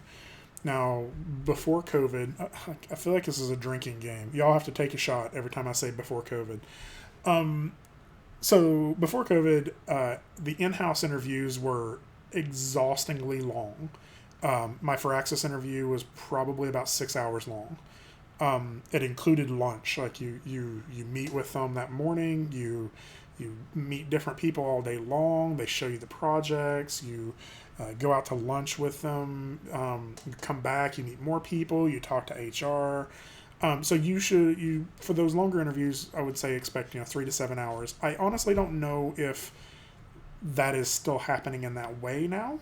And if they're not conducting an in-person interview, if your big interview is through Zoom, I have a feeling it probably isn't a 7-hour Zoom call, right? But I don't know how that's working now. I expect that, hopefully after the vaccine stuff will sort of start going back a little bit more toward that. But I've had these interviews with several companies, and it's an interesting experience. This is where you get to find out if you like that studio or not. So after those longer interviews, or sometimes before that longer interview, sometimes even before the phone interview, there's a test, right? It really depends on how the studios work. Not every studio does a test, but several of them do. I don't want to dig too deep into the test because I do think that there's some unethical practices with tests for some studios. Sort of came up earlier that some people may be asking a little bit too much out of the people they're testing without offering any compensation. But if everything comes back, everything looks good, then they make you an offer, right? And Turn 10's interview. See, it's for some studios like Bungie. Bungie's in-person interview is a full work day in length. Yeah, Turn 10's interview is a couple of hours, but don't want to get too specific. Yeah, everybody's is a little different. Really, what it is everybody who gets to make a decision on you or who gets a vote on you, they need to meet you and talk to you, make sure that you've answered all of the questions that they have. And I have been on the other side of that interview. I've also been on the other side of what happens after people walk out of that interview. And it sometimes is brutal. Basically all those people you talk to, how it always started at Firaxis, is they would all get together in, they called it the fishbowl. It was a big glass meeting room that we would have. And it was literally everybody would sit down and they would say, okay, this applicant, thumbs up or thumbs down. And you had to literally do a thumbs up or a thumbs down. And the rest of the meeting was defending your thumbs up or thumbs down. And I've been in interviews where it was divided down the middle and became kind of very hotly debated things. But I've also been in a lot of meetings where it was a unanimous thumbs up, or a unanimous thumbs down. Actually, usually there were fewer unanimous thumbs downs because usually that person didn't make it to the interview portion of that. And if it's thumbs up, they say, okay, well, we'll make them an offer, right? And then you respond to that offer, whether you want to take it or not. Okay, so this is how to get hired. This is how to get fired, right? This list is a little bit more. I'm going to try not to bring too many personal people into this that I know who have been fired or who have who are my references for this. The first way you can get fired is being a jerk. Like, you are ruining somebody's work environment if you're a jerk. So I know people who not only have been fired for being a jerk, but will never get hired by any of their LinkedIn contacts again. Just because, like, nobody needs that when they're trying to get their work done. Like, some people can be combative in the workforce, and like, I heard the person I'm thinking about, who had said something like, good art only comes from conflict. And like, that's like, nobody wants to have to go into that to the office every day, right? One of the other ways you can get fired, not doing your work, right? And I know this sounds pretty obvious, but once you have a day-to-day job, like 40 hours a week is a lot of time, and it can become easy to fall into a rut, right?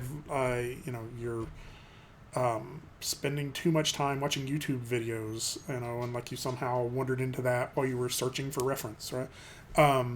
So it's really just being productive, that you're bringing something to the team, not trying to grow. Like, this is less about being fired and more about being passed up. Like, eventually the team will pass you by and you will be the least talented person on the team. You should always be trying to add value to the team, right? And I'll reference Todd in here. I don't know if he's still in here or not. You want to be the last person that gets laid off. You want to be the last person that gets fired, right? And the way you can do that is by being as unexpendable as possible, right? Now, eventually, like, things still happen. People still get fired. Low sales, or like the company's restructuring, or a lot of times it's a publisher decision in games. Like, I've seen people who have had issues, and you still get fired. Like, publishers sometimes will pull the plug on a project that you've already staffed up for, and it's just, things are going to happen, but you want to try to mitigate not getting fired from that job. So I thought this was at least worth talking about. Okay, so that's full time. Just out of curiosity, how many of you are actually here because you're interested in the contract part of this? Anybody? Okay, I thought that there were several of you. So I've spent a reasonable amount of time on this because I actually think this is a very beneficial part of this that I don't want people to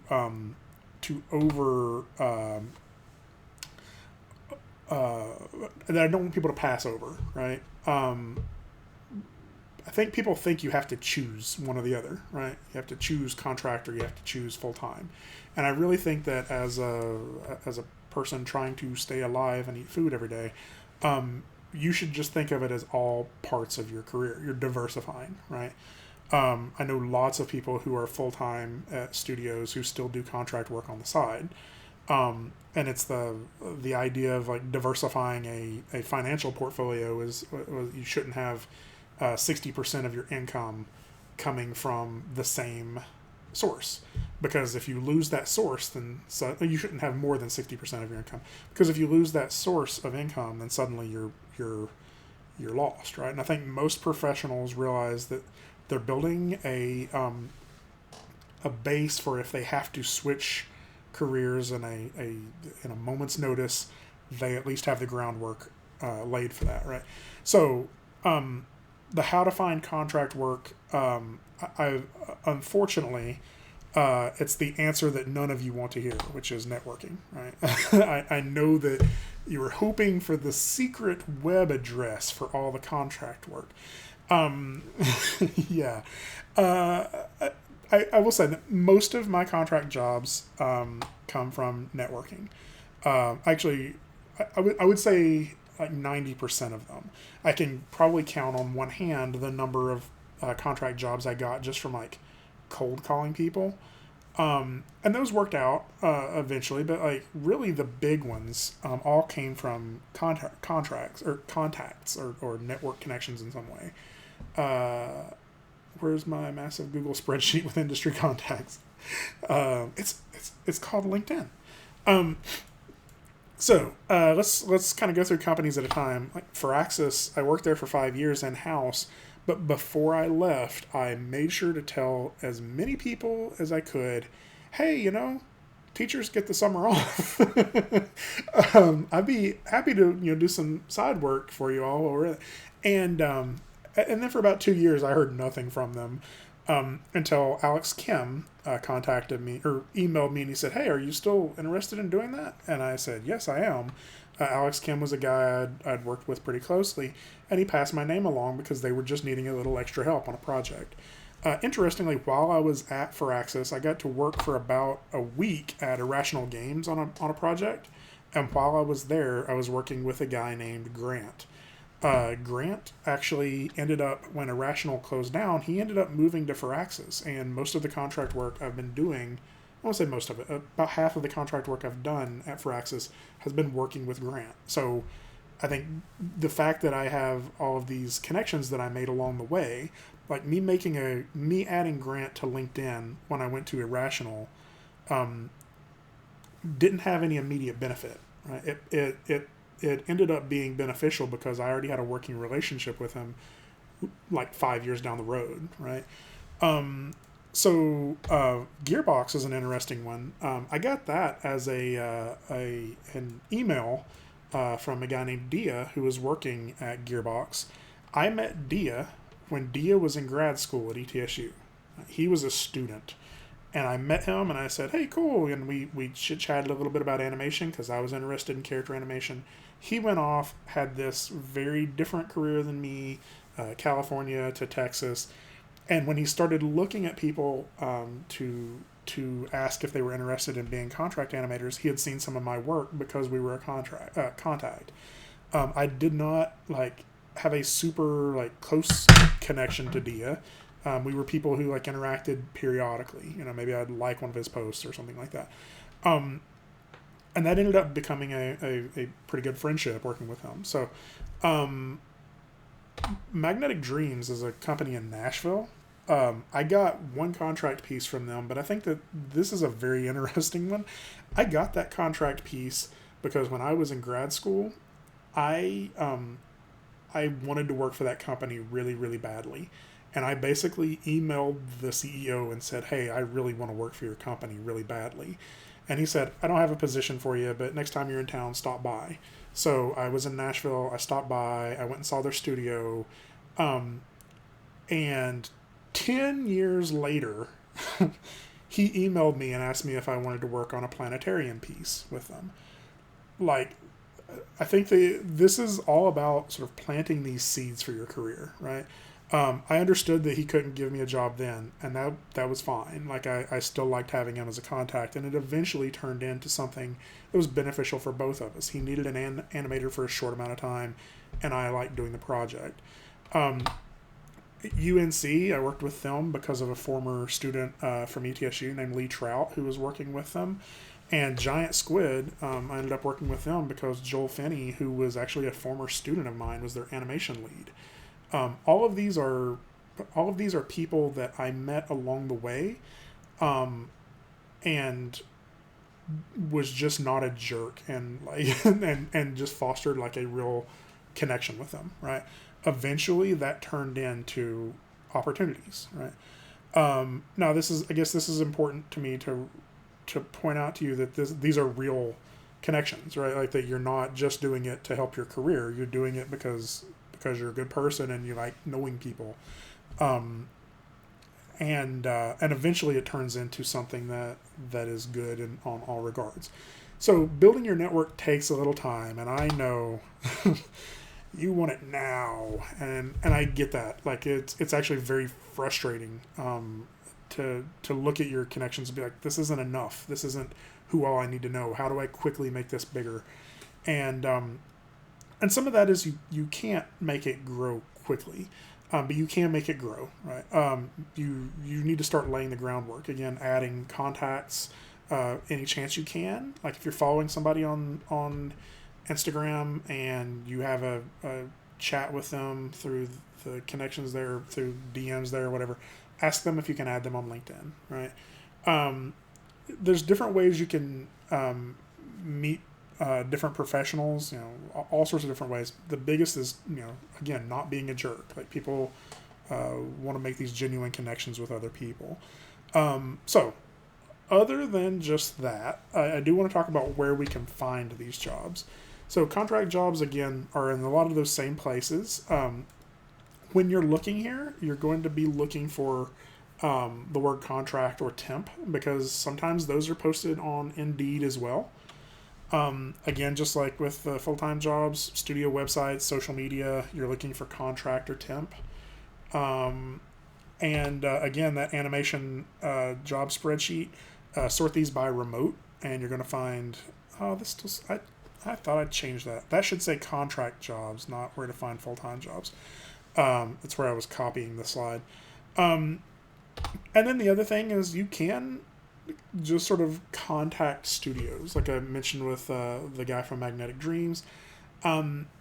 This is not something I would like. Studios have horror stories of people who showed up at their door and asked for a job. I guess don't be that person. But I do think that, again, like you can contact some studios. So this works a little bit better with smaller studios, showing you're excited about the company or product. Again, like, you don't want to lead with "give me a job," but at the very least, you may make a connection with somebody in that studio for future. Some studios may also have something like a strike team or an outsourcing group that they don't really advertise for, and that could just be a question. It'd be like, do you work with outsourcers or contract workers? I will say this is a long shot, and the big thing is to not be annoying about it. Like, use this sort of sparingly. Hunter's right. Like, some studios do, like, when a full-time position comes open, they're going to look at their contract workers.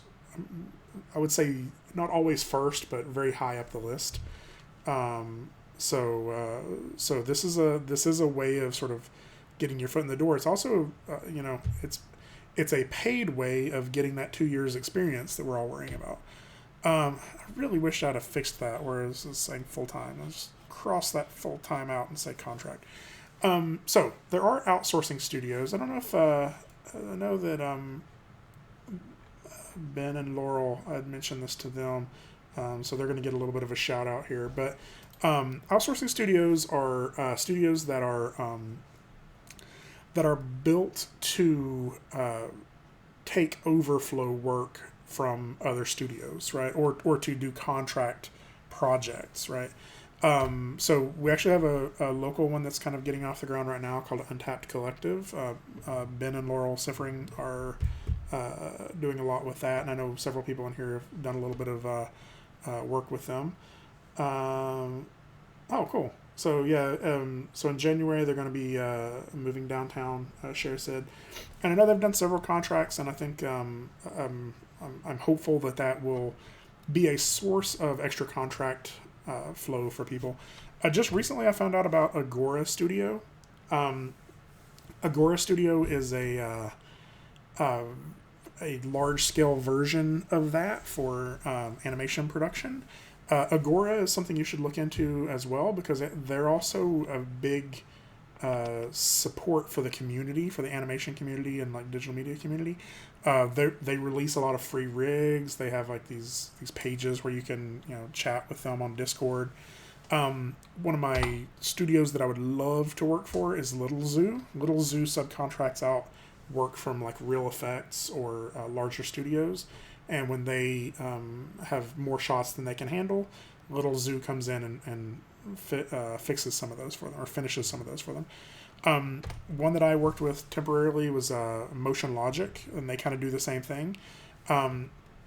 They were basically, it's a pool for Motion Logic, at least.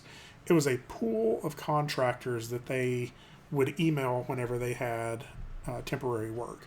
And when I mean like temporary, sometimes they would say, we have 2 animations that need to be done by tomorrow. Who's interested? And if you have the time and bandwidth, you just emailed them back and jumped on it. So, oh crap! I lost my. I didn't mean to do that. I lost my chat window. How do I get that back? There we go. Yeah. So, okay. So let's go ahead and, so again, all of these are studios that are ways that you maybe could get a little bit of contract work or working with people. So I feel like these are worth mentioning. I have a little bit of well, let's just talk about it. So basically, these are freelance websites. The whole point of these sites are for where people can post jobs and say, I need this very small project done. Who's interested in doing it? And you kind of bid on it in sort of an eBay sort of way, right? You're like, I can do that project for $1,000, or I can do that project for so much money. I have some experience in some of these. Probably the most notable was Upwork.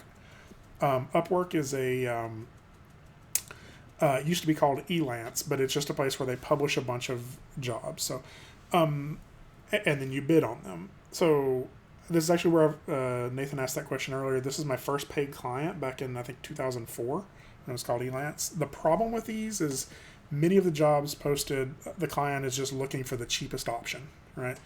And so you don't want to get into that game. There's plenty of other people in other countries who will do this much cheaper, and you don't want to get into a bidding war with somebody who's trying to do an animation for $25, right? So only bid on if you're doing this, only bid on the pieces that will make you money, and expect that the majority of those will go to someone who underbid you, right? Also know that the site takes a percentage, but it does offer some like safety nets, like escrow.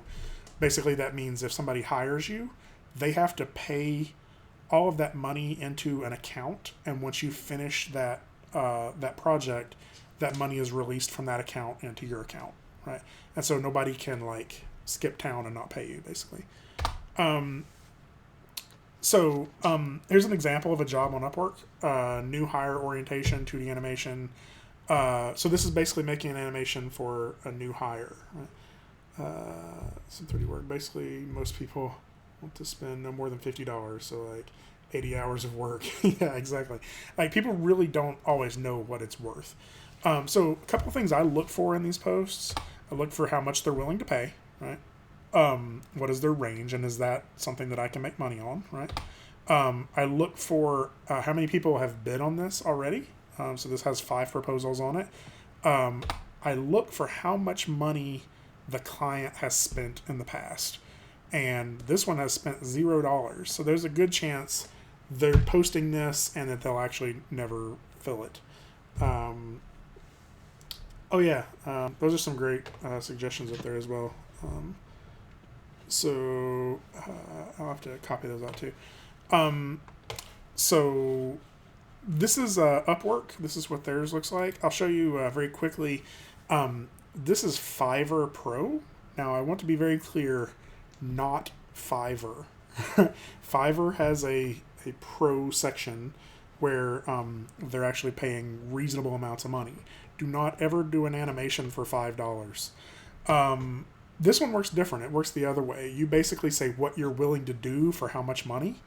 And if you're willing to, this was 15 seconds of animation for $2,100. There were different tiers of this.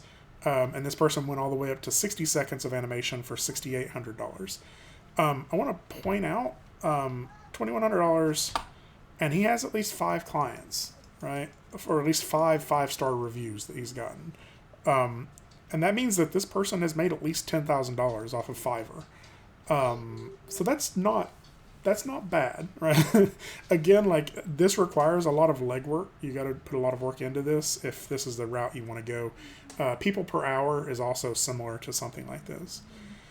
So this is sort of one of the new ones that I'm kind of recently trying out, and I've mentioned this to some other people. I don't know if she's in here, and hopefully she wouldn't mind for me telling you. So one of our graduates this semester went. Oh, what was that? One of our graduates this semester went through or tried this process and ended up getting a job like the same day as her graduation. It was for an indie studio, but Discord has actually become much more powerful of a media community than I expected, right? And obviously you have like your class discords or something like that, for ETSU, but there's also a lot of interest groups out there, right? And so like Unreal Slackers was the one that I first sort of got turned on to about this. It's just a bunch of Unreal developers who are trading, like who just talking to each other. They're helping people solve problems. They're sharing things that they find interesting. It's just people who have worked in Unreal who are talking to other people who work in Unreal, right? Oh yeah, Zerply. I left Zerply out actually, and that's funny because they sent me an email like a couple hours ago. Zerply is also probably like a higher end version of like people per hour or something like that, I think. Well, I don't know. It's basically like just where people post freelance positions or contract positions, and you say, "Are you available or not?" And you have your profile out there. So with Discord, Unreal Slackers or Anim State, there's an official Toon Boom page, a whole bunch of different ones. These are just Discord servers that have a bunch of people who are interested in it and those subjects, and you can get in there for free and start chatting with these people. So this is from Unreal Slackers, and they're posting like multiple jobs a day, and usually they're much smaller projects and much smaller teams, right? So this is an example from Unreal Slackers. They're looking for an environment artist in the UK, remote friendly, a week to a month, AAA quality. Email this person, and must have a portfolio. A lot of these will tell you like what the pay is like as well, and what you're looking for is somebody who's actually paying, because some of the posts in there they're not paying anything. It's just like they're looking for somebody who's interested in working on a project with them, like a group collaboration. Some of them are willing to pay in royalty. I don't know that I would do a ton of that, but it's okay if that's something you're really interested in. If it's a project you're interested in and you think will be successful, then basically that means they're going to pay you a percentage of what they make on the game. But you still have to find some other way of eating while you're doing that. But if you're looking for stuff to do, that may be something you would consider. I'll be careful on those. But a lot of them are actually paid positions for small contract gigs. Here's from the Toon Boom animation one. They're looking for a 2D animation, 2D animators for immediate hire.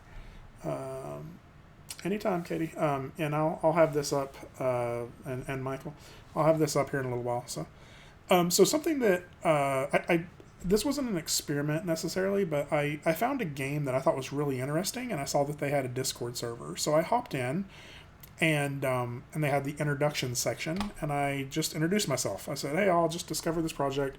It looks great. I'm loving the character animation. If y'all ever need any help on the animations, let me know." And this person on the bottom here, an animator, welcome. Hope to see any goodies you have to share. Was one of the main developers of the game. So I immediately, within 20 minutes, went over and posted my reel in the section, and he asked me to DM him on Discord.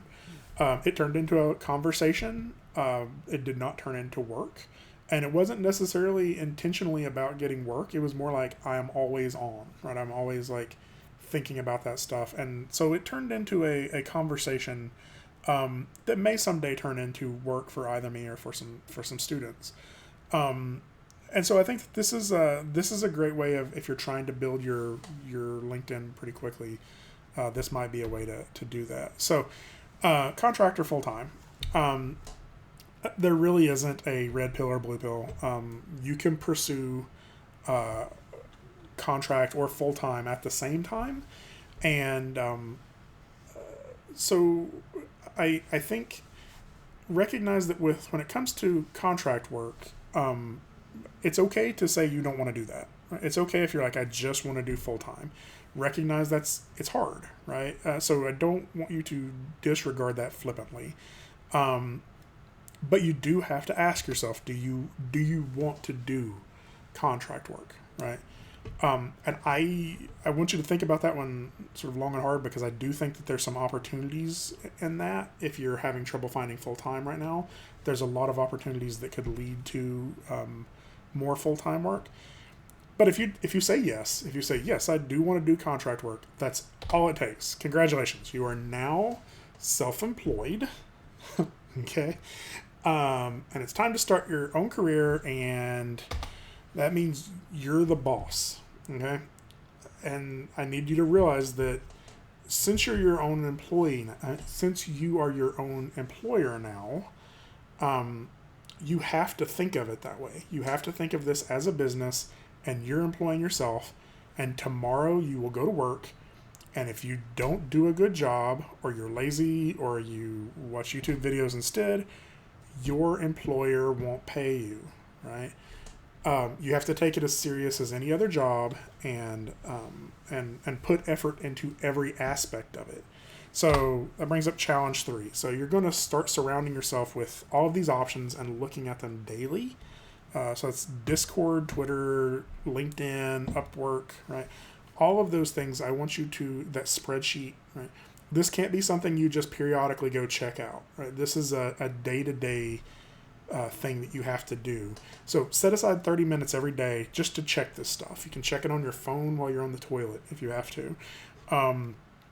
But spend some time investing into sort of putting those feelers out there, right? Okay, we're almost to the last section here, which hopefully I'll be able to go through a little quicker. So any questions?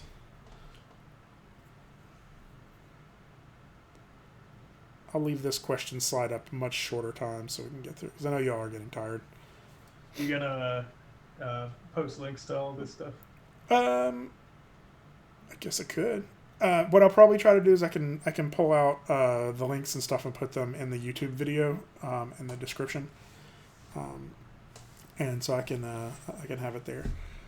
Awesome. And I wish there's a place. I may try to see if I can house the PowerPoint somewhere. So, okay, let's go ahead and blow past these questions, and if you have some, we can kind of wait to the end, because this last section I think is pretty important. If you are now your own employee, you're your own employer, you're now a business. So we have to start thinking about this as a business and some of the business issues that come into that. A lot of former students end up getting contract work, and then I have sort of this stretch of the conversation with them individually. I figured it was worth having it with everybody all at once. And this is where the real questions of this sort of start, right? So let's start looking at some of them. So first, the question you're all curious about: how much should I charge? Okay, this is a question of your rate. What is your rate? That's the question you'll get asked a lot. Your rate could take a couple of different forms: your hourly rate, your daily rate, your per piece or per project rate. To understand how you figure that out, your hourly rate is the number of hours times how much you think you are worth for an hour's worth of work. And that's, the number of hours you worked, your rate times your rate. Your daily rate is just your rate times 8 hours, right? Most people figure it out, something like that. And then the one that I actually get more than anything is the sort of the per piece, per project rate. I have an animation, how much is that going to cost? I have an animation set, how much is that going to cost? And that's your estimated hours times your rate. This actually works pretty good for a lot of employees, because they know or a lot of employers or contract clients, because they know what they're in for then, right? They know that it's just going to cost them this much. So what is your hourly rate? And there is no set in stone answer for this. There are some great recommendations, but it really does depend on experience and what it is you think you're worth. The value of something is it's just how much people are willing to pay for it, right? So here's a few things that you should consider in figuring out what your hourly rate is. First, it is most definitely not minimum wage. Okay. The reason you should recognize it's just not. Like, let's not even have that conversation. So let's figure out what it might be. Like, and we could do that by starting by what you would want your annual salary to be, right? Like, if you wanted to make $30,000 a year, you would divide that by 52 weeks in a year, divide that by 40 hours a week, and that's about $14.42 an hour, right? So there's a couple problems with that. You're not going to work 52 hours a week or 40 hours a week as a contract worker. You're just not going to be able to drum up that much work, right? You also need to consider that with that $30,000 a year job, those people are getting benefits, and those people are, sort of having to be are being taxed at a different rate. Okay, so when figuring out your rate, one of the things I know goes through everybody's mind is I don't want to scare them off, right? And I am not going to force you to respect yourself by charging a reasonable rate, but I strongly suggest it. I promise if you charge minimum wage or charge something ridiculously low, you're not going to be happy with the results for a lot of reasons. So here's some reasons to charge a fair rate, right? You look more professional if you're charging something reasonable, right? It's really difficult to raise your rate on a client later. It's easy to lower it, right? If you're like, whoa, I'm overcharging them, be a good person and go ahead and drop it down. They'll feel like they got a discount, right? You will actually do a better job. Like, if you're charging minimum wage to do something really hard, like, you're gonna give up on that. Like, you're just gonna be like, this isn't worth it, right?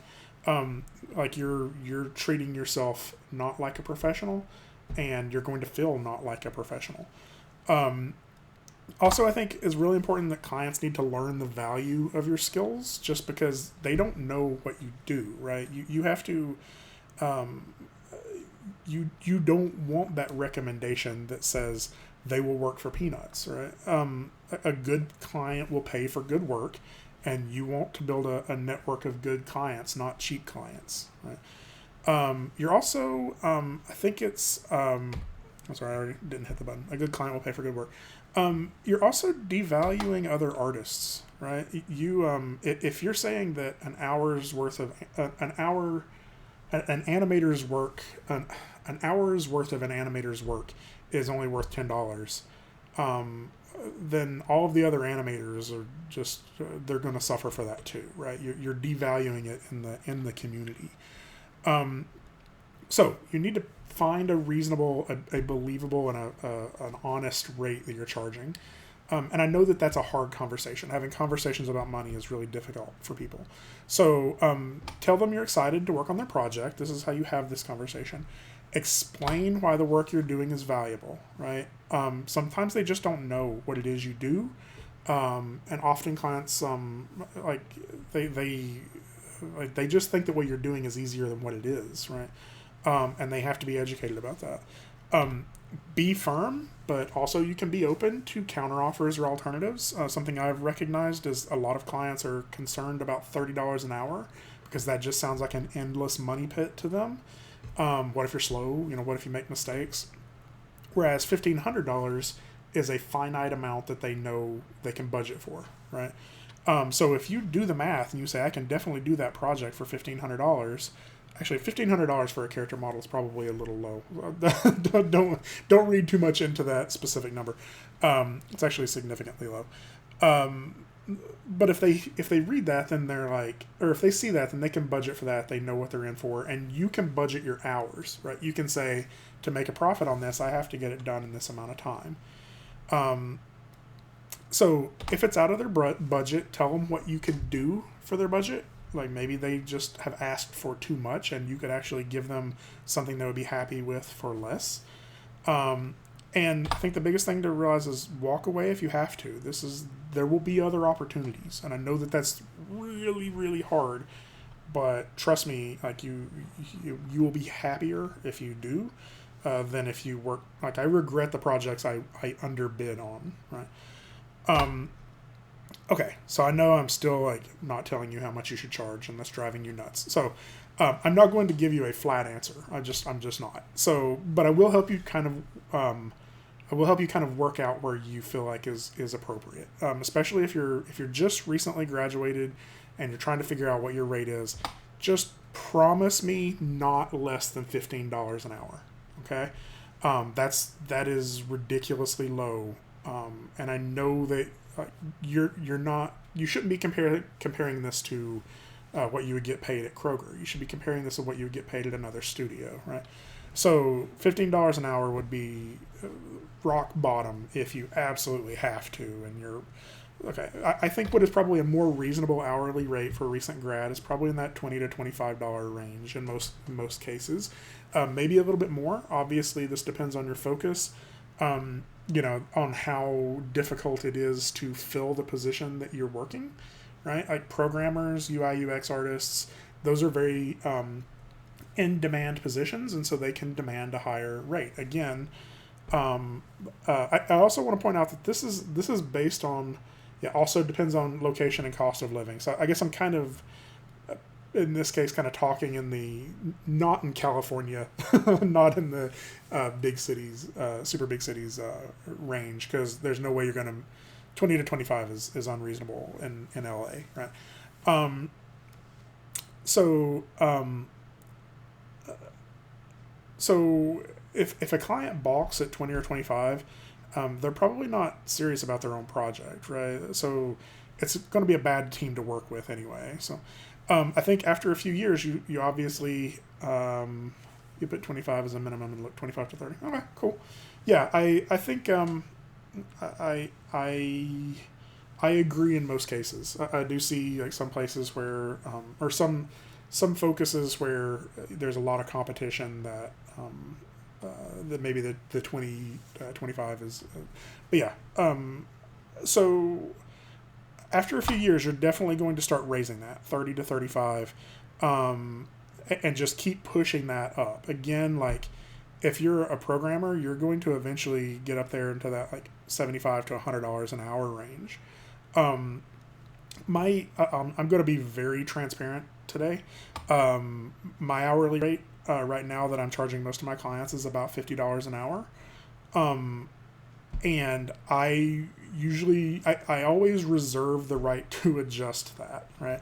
I recognize that money is not the only reason I want to work on a project sometimes, right? I mentioned that Peace Island project earlier. I thought it was a really neat project. I just wanted to be involved in it, and they were not able to handle $50 an hour. Like it's just too small of a team. And so I basically said, I'll work for whatever it is you're paying everybody else. And I did a small project for that. Ways that you can adjust, adjust this. Yeah, I think, Megan, you know what I was being paid on the project. I think.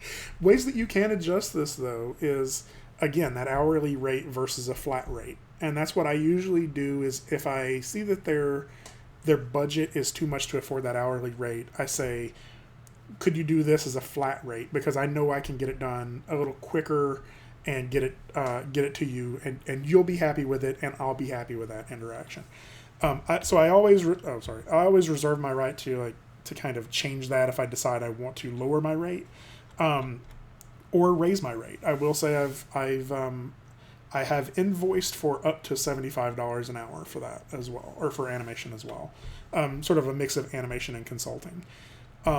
Again, I know that sounds high, but also recognize that that's not 40 hours a week, right? And that is one of the reasons you need to take that into consideration for what you're making your hourly rate, right? Okay, so that list that I just told you was Greg's like completely made up off the top of his head, like how to come up with your own hourly rate guide, right? I have no market research to base that off of. It's just been based off of me pitching those prices to clients and the ones that said yes and the ones that said no.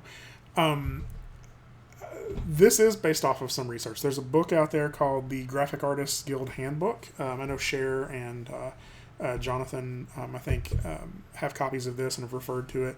It's a good book that I don't own. I've looked through it multiple times, and just before I was putting this talk together, I said, you know what, I should own this. So it's in my Amazon cart right now. So keep in mind what I said earlier. Something's value is just what people will pay for it.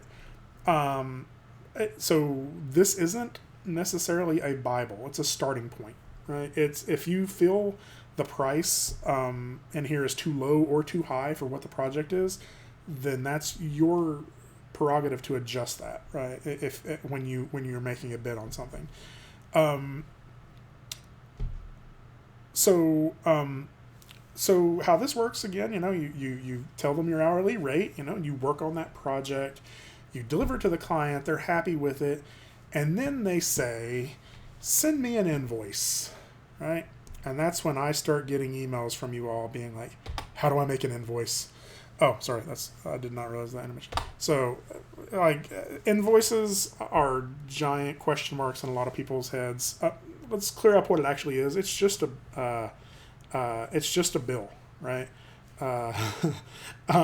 Yes, send me an invoice.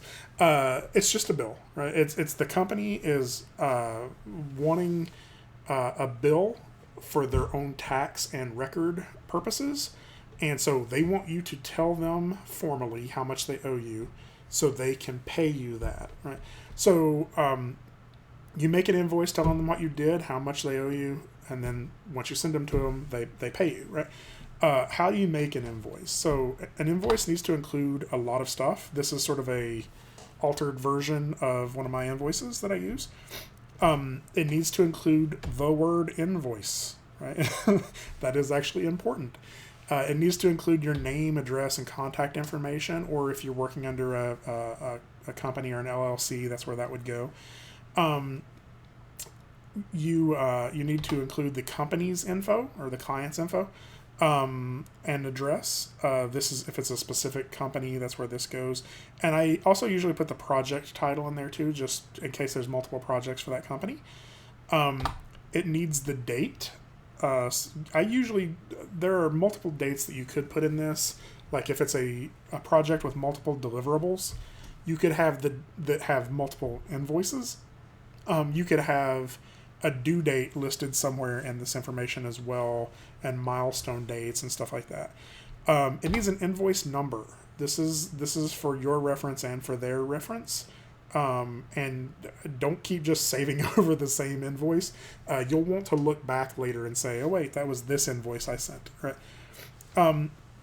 It needs an itemized list of services, costs, and amounts. So for me, I did two different things on this project. I did some animation, and I did some consulting and art creation. And from there, I list my hourly rate and how many hours, right? And that'll allow me to get the amount. You need a total. This is the total due, right? And then you need some information on how they pay you, right? Like in this case, I really want them to do it direct deposit if they will. That way it just goes straight into my bank account. So this is like PayPal, your routing number. If you're okay with them mailing you a check, then you would put your address there. I will say occasionally or sometimes I will also include the sheet that I use to track my hours, because that is something you need to do in order to list that I did this in 42 hours. I tracked how many hours I was working every day. And sometimes I just, as sort of like a courtesy, I attach to the invoice sort of my hourly breakdown of where I was working on stuff. I don't think it's absolutely necessary, but a couple of clients, I'm sure, especially on the smaller budget clients, like they like seeing that to make sure they're not wasting their money, right? So that's more of a courtesy thing. So the next step, sending an invoice, right? This is actually a hard one for me. I like to send the invoice at the end, right? Like I want a big paycheck. I don't want like a whole bunch of little bitty ones. Different people are different. Some people want to, invoice every week. Some people want to invoice every couple of weeks. This is something you should discuss with the client, right? The client will be able to tell you how often, important dates, does their company only pay out on the 30th, or do they only pay on the 1st of each month? And this will also be where you learn how long it takes them to pay.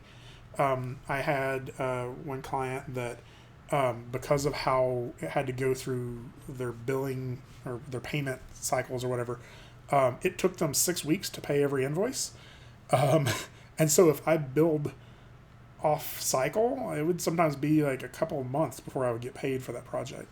The other thing you need to realize is you have to set aside some money for taxes. Okay? Very loud, very clear disclaimer. I am not a tax lawyer or accountant. Do not mistake this talk for legal advice, right? This is an artist's limited understanding of how taxes work. And I literally had to ask my wife multiple questions while I was filling this out. Is that how our taxes work? And she said, no, honey, that's not how that works. Let me help you. So do not take this as legal advice. This is just how you need to be thinking about them, right?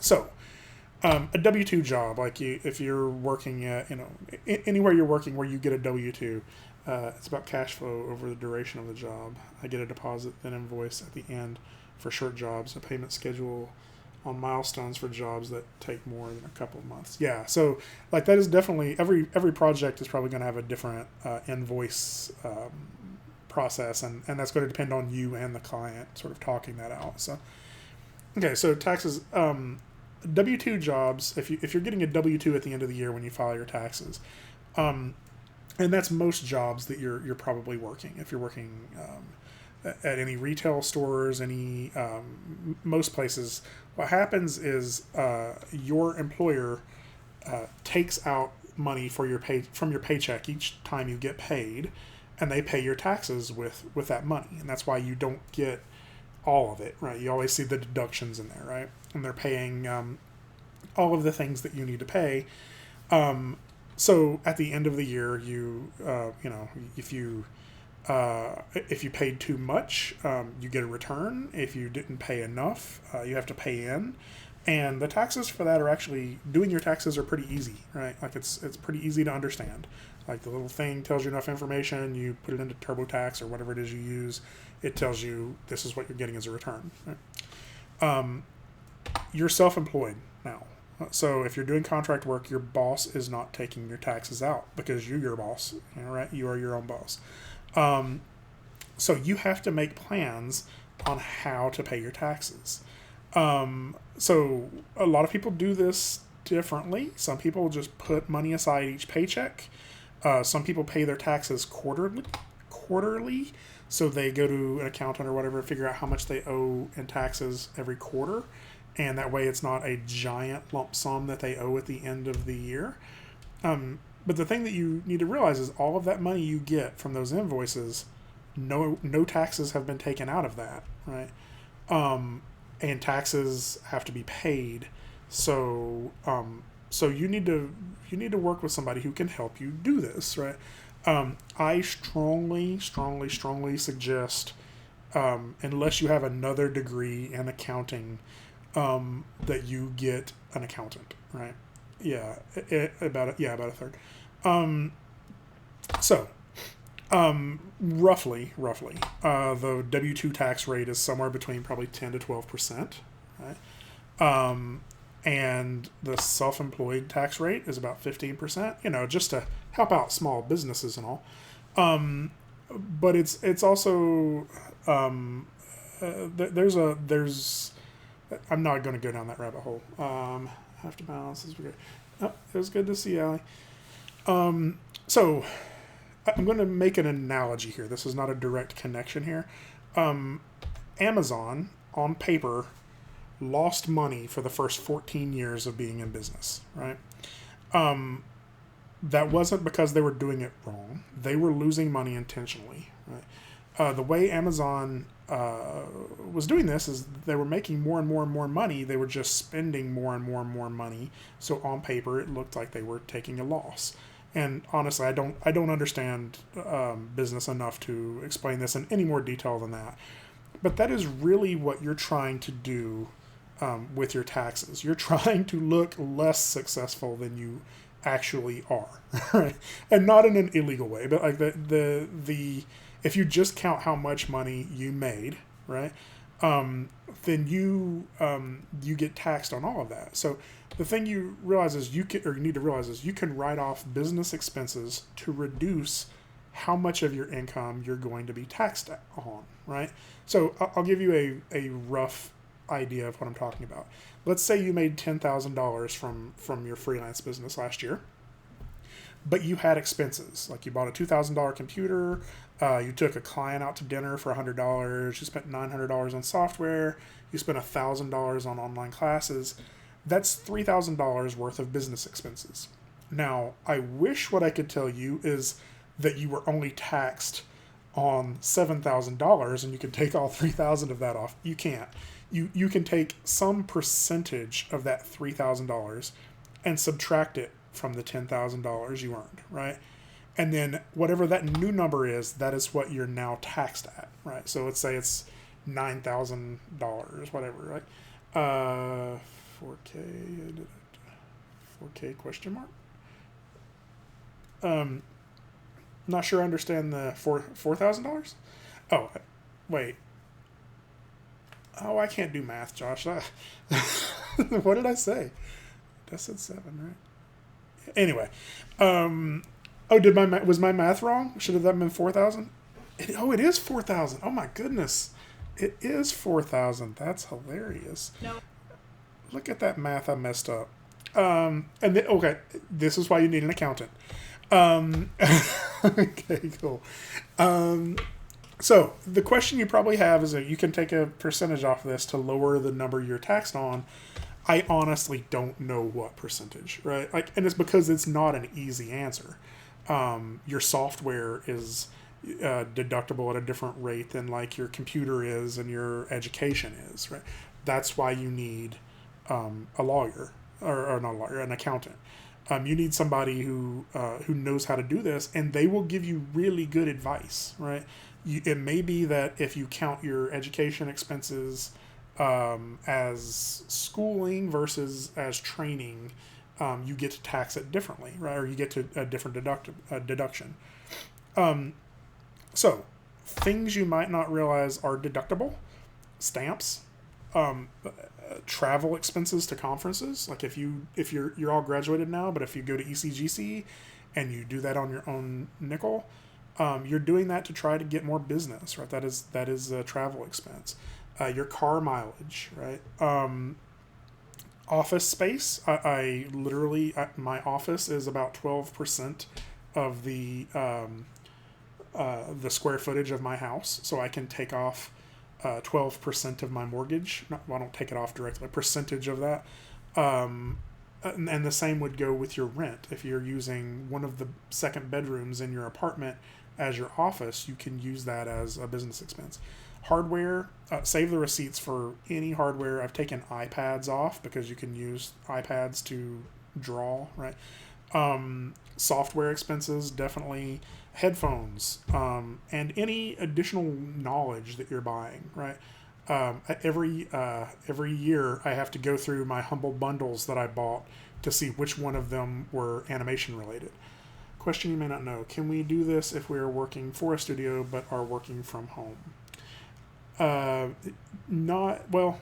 This is if that studio is taking out taxes. You don't get deductions from that because this is really deducting how much you're taxed on. That's deduction, dedicated space for your work. Yeah, it has to be. And so, however, Nathan, like, recognize that like I work for ETSU and I do contract work, so I'm actually in two different tax situations, right? ETSU is taking out my taxes every year for the stuff that I'm doing for them, right? But then if I do contract work that is related, right? Like so for example, if ETSU reimbursed me for my hotel to a trip to ECGC, but I took a client out to dinner while I was at or a potential client out to dinner while I was at ECGC, I could still take that client off of my taxes but just the ETS or just the contract work part of my taxes, not the ETSU part. Okay, so if you are contract, yes, this is why I get an accountant. Like, and I mean, nothing wrong with H&R Block, but get like an accountant, and like they will, like they just understand the loopholes and the ways of, like they're worth it. And because the other thing you can take off your taxes is your accountant, right? Like that is like they are a business expense. They're doing your taxes for you. Next year, you will take off what you paid your accountant from your taxes, or you deduct them. You don't take it off. Okay. This is really important. Save all of your receipts for everything. Like everything. I mean, like really everything. And do that, like keep them in a giant garbage bag if you have to. Do that until you've met with your accountant a few years in a row, because then you'll start understanding what it is you really need to save. But like if you bought it, you may not understand that it was justifiable as a business expense. Right? Stamps was one for us for a long time. I was just throwing the receipts away, right?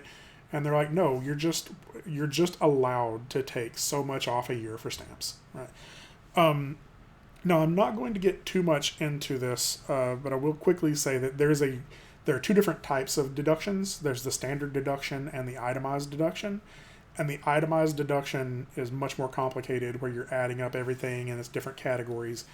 And most likely for a while, you will be in the standard deduction, which just means that you are allowed to deduct a sort of I scan my exactly.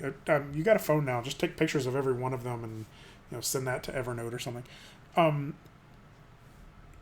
If you ever get audited, you want to be able to prove that you were really not just making these numbers up.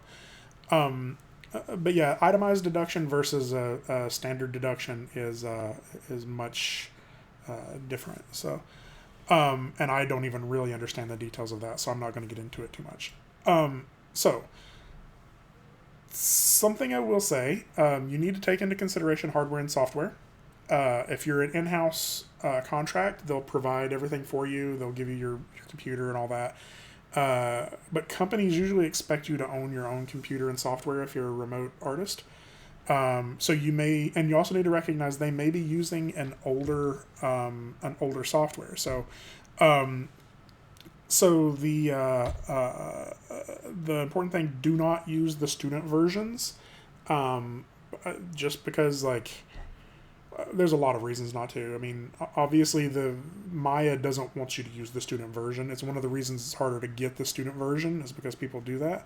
But the other thing is, a company may not want that either, right? If they get audited in some way by for that, then they can they could be shut down. Autodesk could sue your client, basically.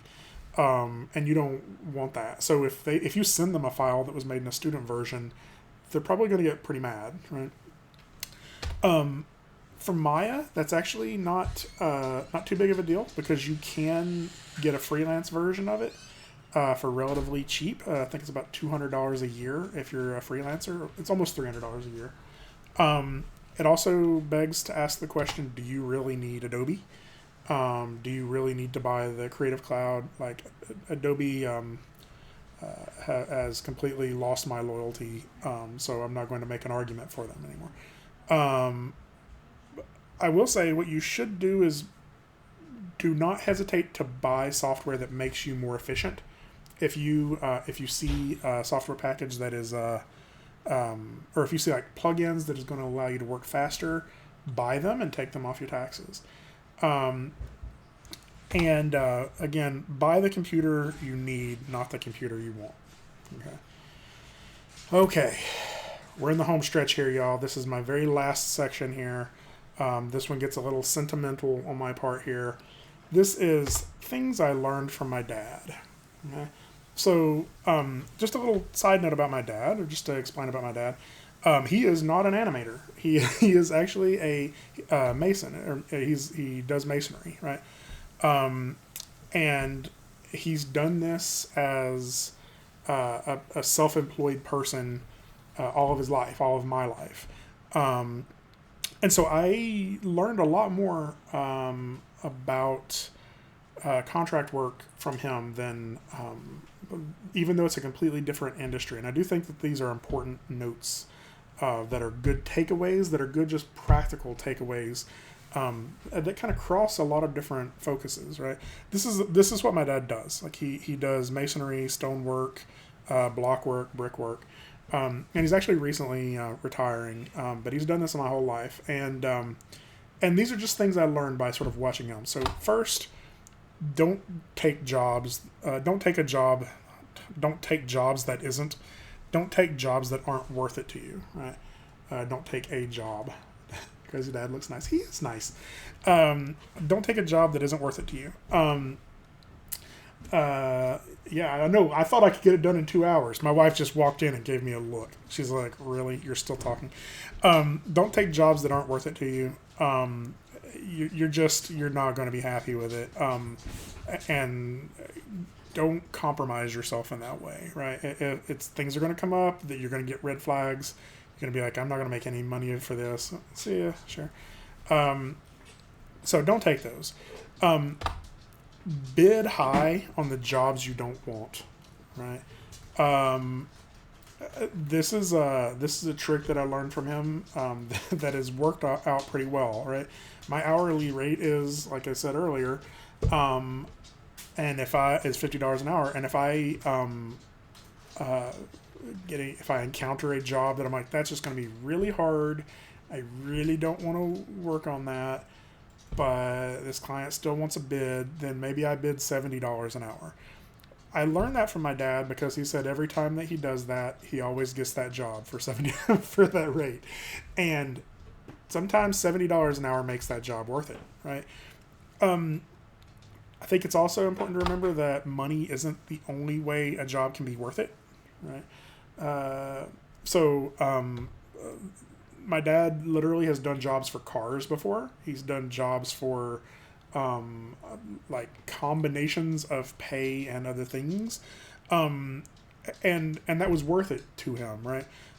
So this may be the case with you. If you find a company who doesn't have the money to make it worth it for you, then maybe they have something else that you would want just as much, right? Maybe they can offer you a license to a software package that they already have, right?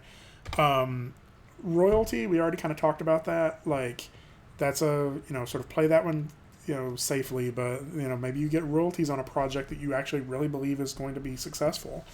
And it could be just because you want to work on it, right? I have really, I've had clients that were projects I just really wanted to work on it, and they just couldn't afford me, right?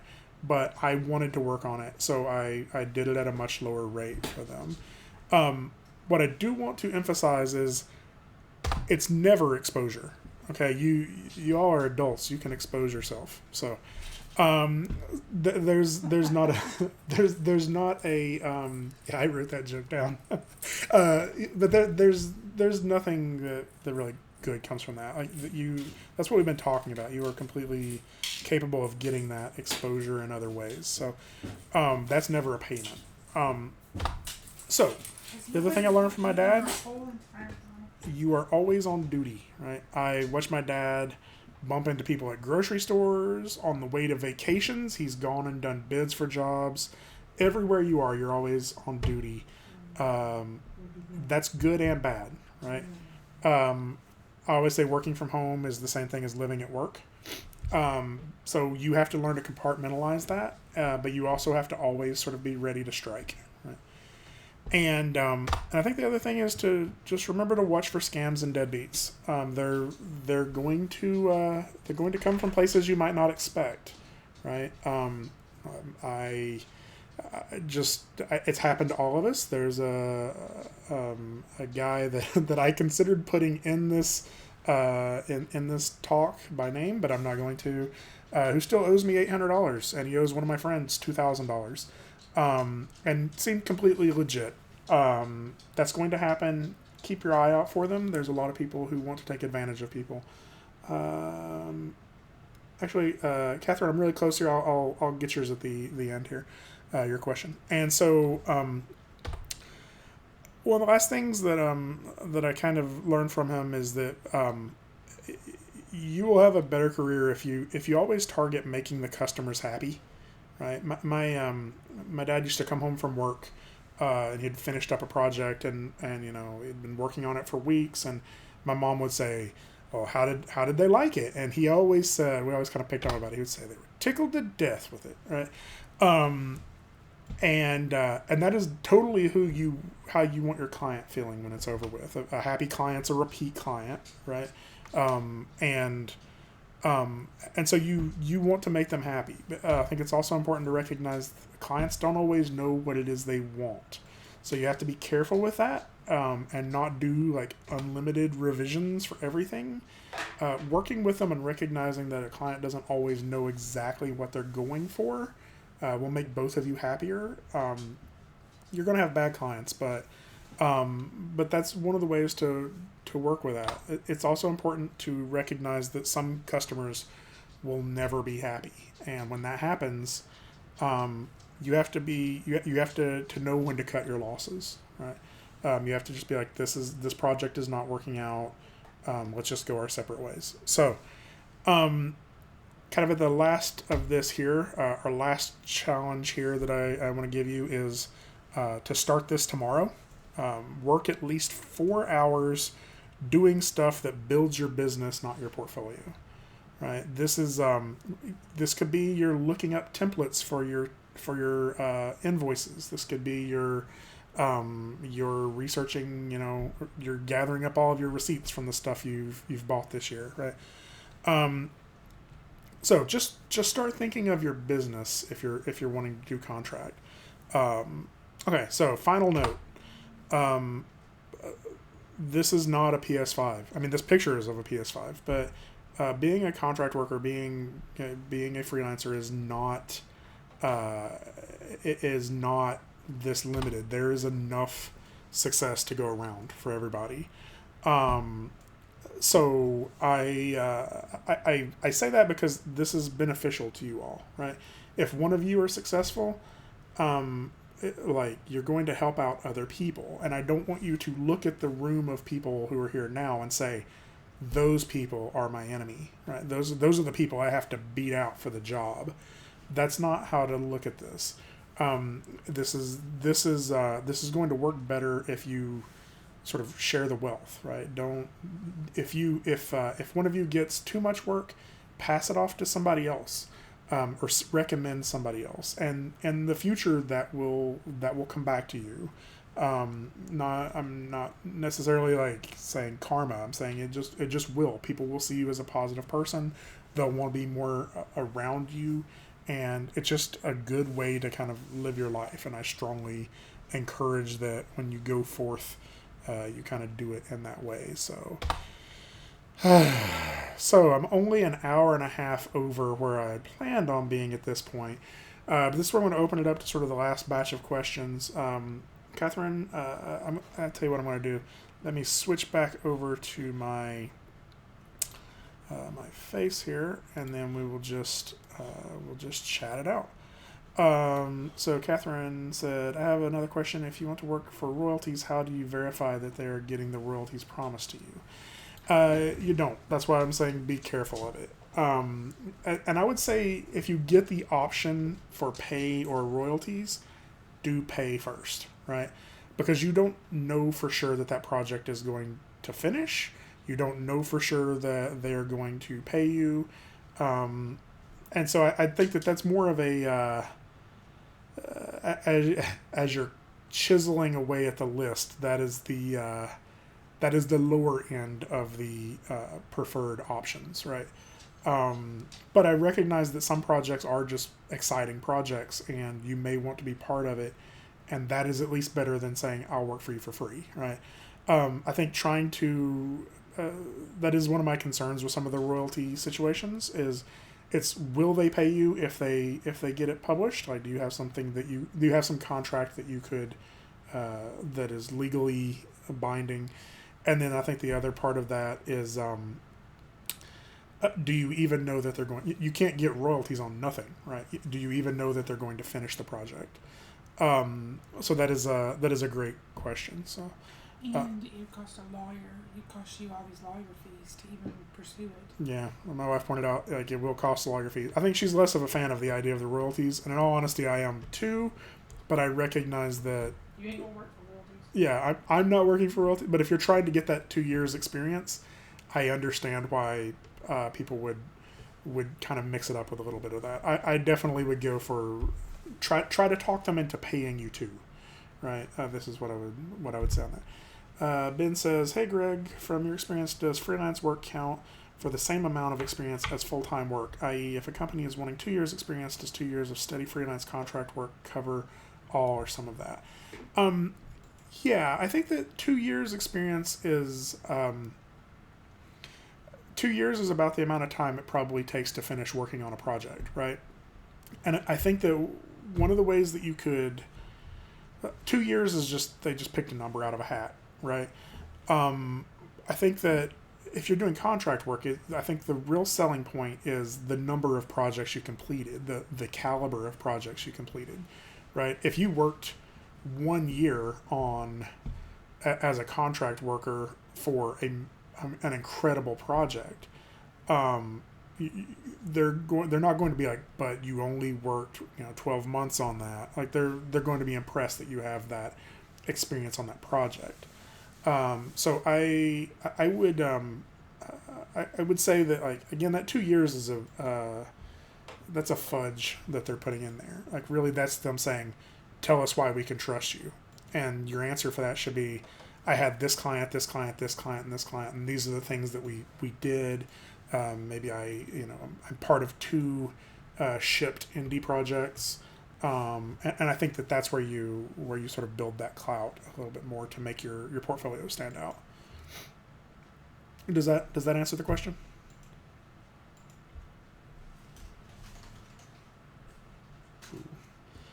Other questions? How do you normally determine your time cards? Like, how do you normally keep track of your time? Do you run a timer, or you like round up? I do I round up? I kind of it depends on the project, but usually I do it as a spreadsheet, and I pay attention to the hours I'm like usually my schedule is relatively clear. Like I recognize I usually sit down at my desk at about 8 o'clock, and I'm like, oh, I work for those first 3 hours of the day. But maybe I didn't. Maybe I also check my email a little bit. Then I'll just put in 2.5 hours on there. I would say if you should probably be better than me and keep better track of it with some form of timer. I think it really depends on what is most convenient for how you track that. And for me, where I was always on a computer with 2 monitors, I was always looking at the clock, and I always had a spreadsheet open next to me that I could just plop those numbers in. That you may be more prone to using your phone, and you can get like hour trackers on those and stuff like that. So that might be Toggle will keep track of hours, keep track of time. Is Toggle an app or is it a website? I know there's a handful of things like that. Oh, Sadie, you're right behind me. Back up. Come on. I don't want to run over her. So needy. Thank you. Yeah, so there are a lot of like apps and stuff like that will help you keep track of that time. A website with a Chrome extension. Cool. Yeah. Thanks. Oh, you're welcome. And I will say, like, I'm, be as honest as you can on that too, in that way that, like, there have been times where I'm like, yeah, I worked for 3 hours on that, but I really wasn't that productive that day, so I'm just going to charge for 2, right? And I think that you never want to leave a client feeling like you overcharged them. I can see the temptation to it, but being as honest as possible is good. Let's see. Back in Antara, I used to keep track of time that helped people how to swap around to different projects and keep track of their time. Yeah. I may need some help picking out some animations for PI to use in my reel next week if you have time. I do. That sounds good.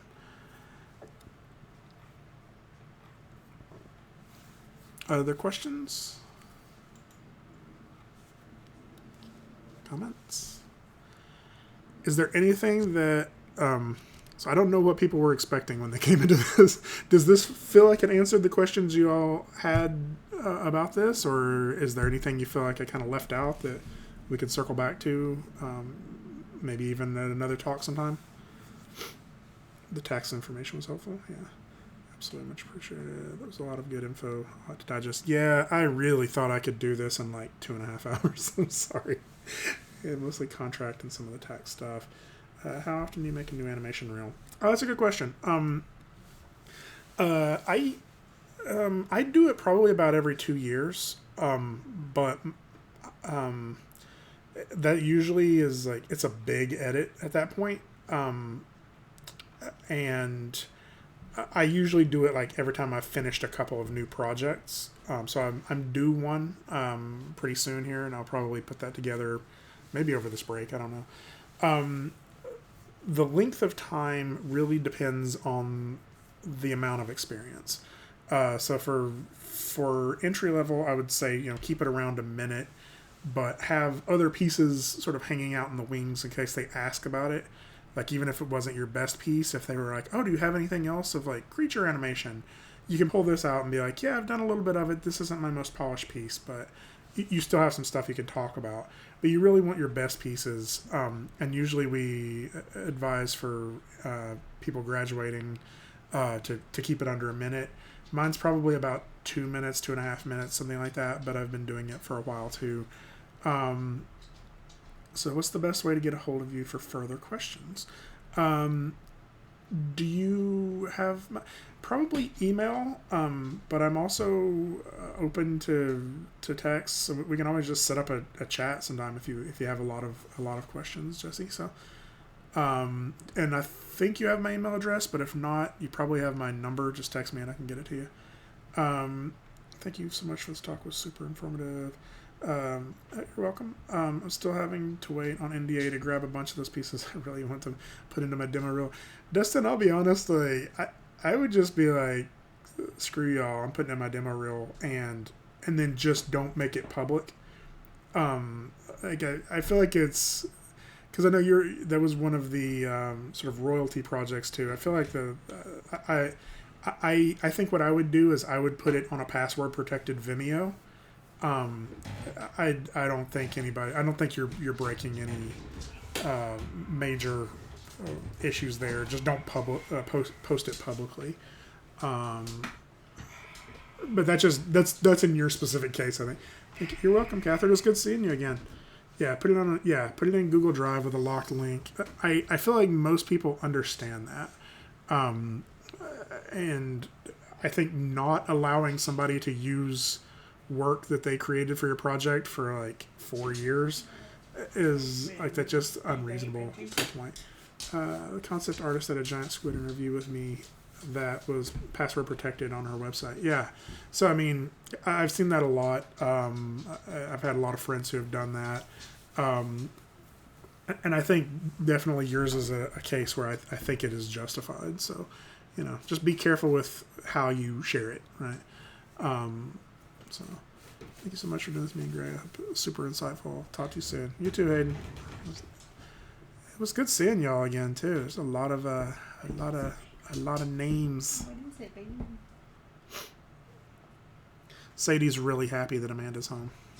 So she whimpered through like the first hour of this workshop. Yeah, we're gonna upload a video of Sadie whimpering for an hour. Any other questions or anything else I can help with today? You'll never get rid of me. I'll be pestering you forever. That's fine. Thank you, Greg, for having me with us. Nice to hear from you. Yeah, it was good to talk to you too again, Amy. Jarrett, thank you, Greg. Super useful. We're really excited next semester using this knowledge to move forward. Yeah, I hope you all do. And let me know. I'll any way I can help out. Just reach out to us. And I know all the rest of the faculty would agree. Like we're we have skin in this game. We want to see you all be successful at this, right? So let us know how we can help out. So.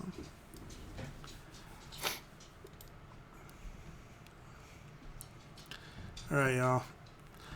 I think that seems like we're kind of puttering out. So thanks again for everybody for stopping by, and I will hit stop on this recording, and I'll upload it to YouTube here in just a bit. Y'all are welcome. Thank you, and I'll talk to y'all soon. So, Thanks, Greg. Anytime. Talk to y'all soon.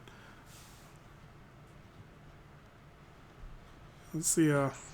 Later, Greg. Good talk. We definitely need to make sure that gets into portfolio. Yeah, I'm gonna.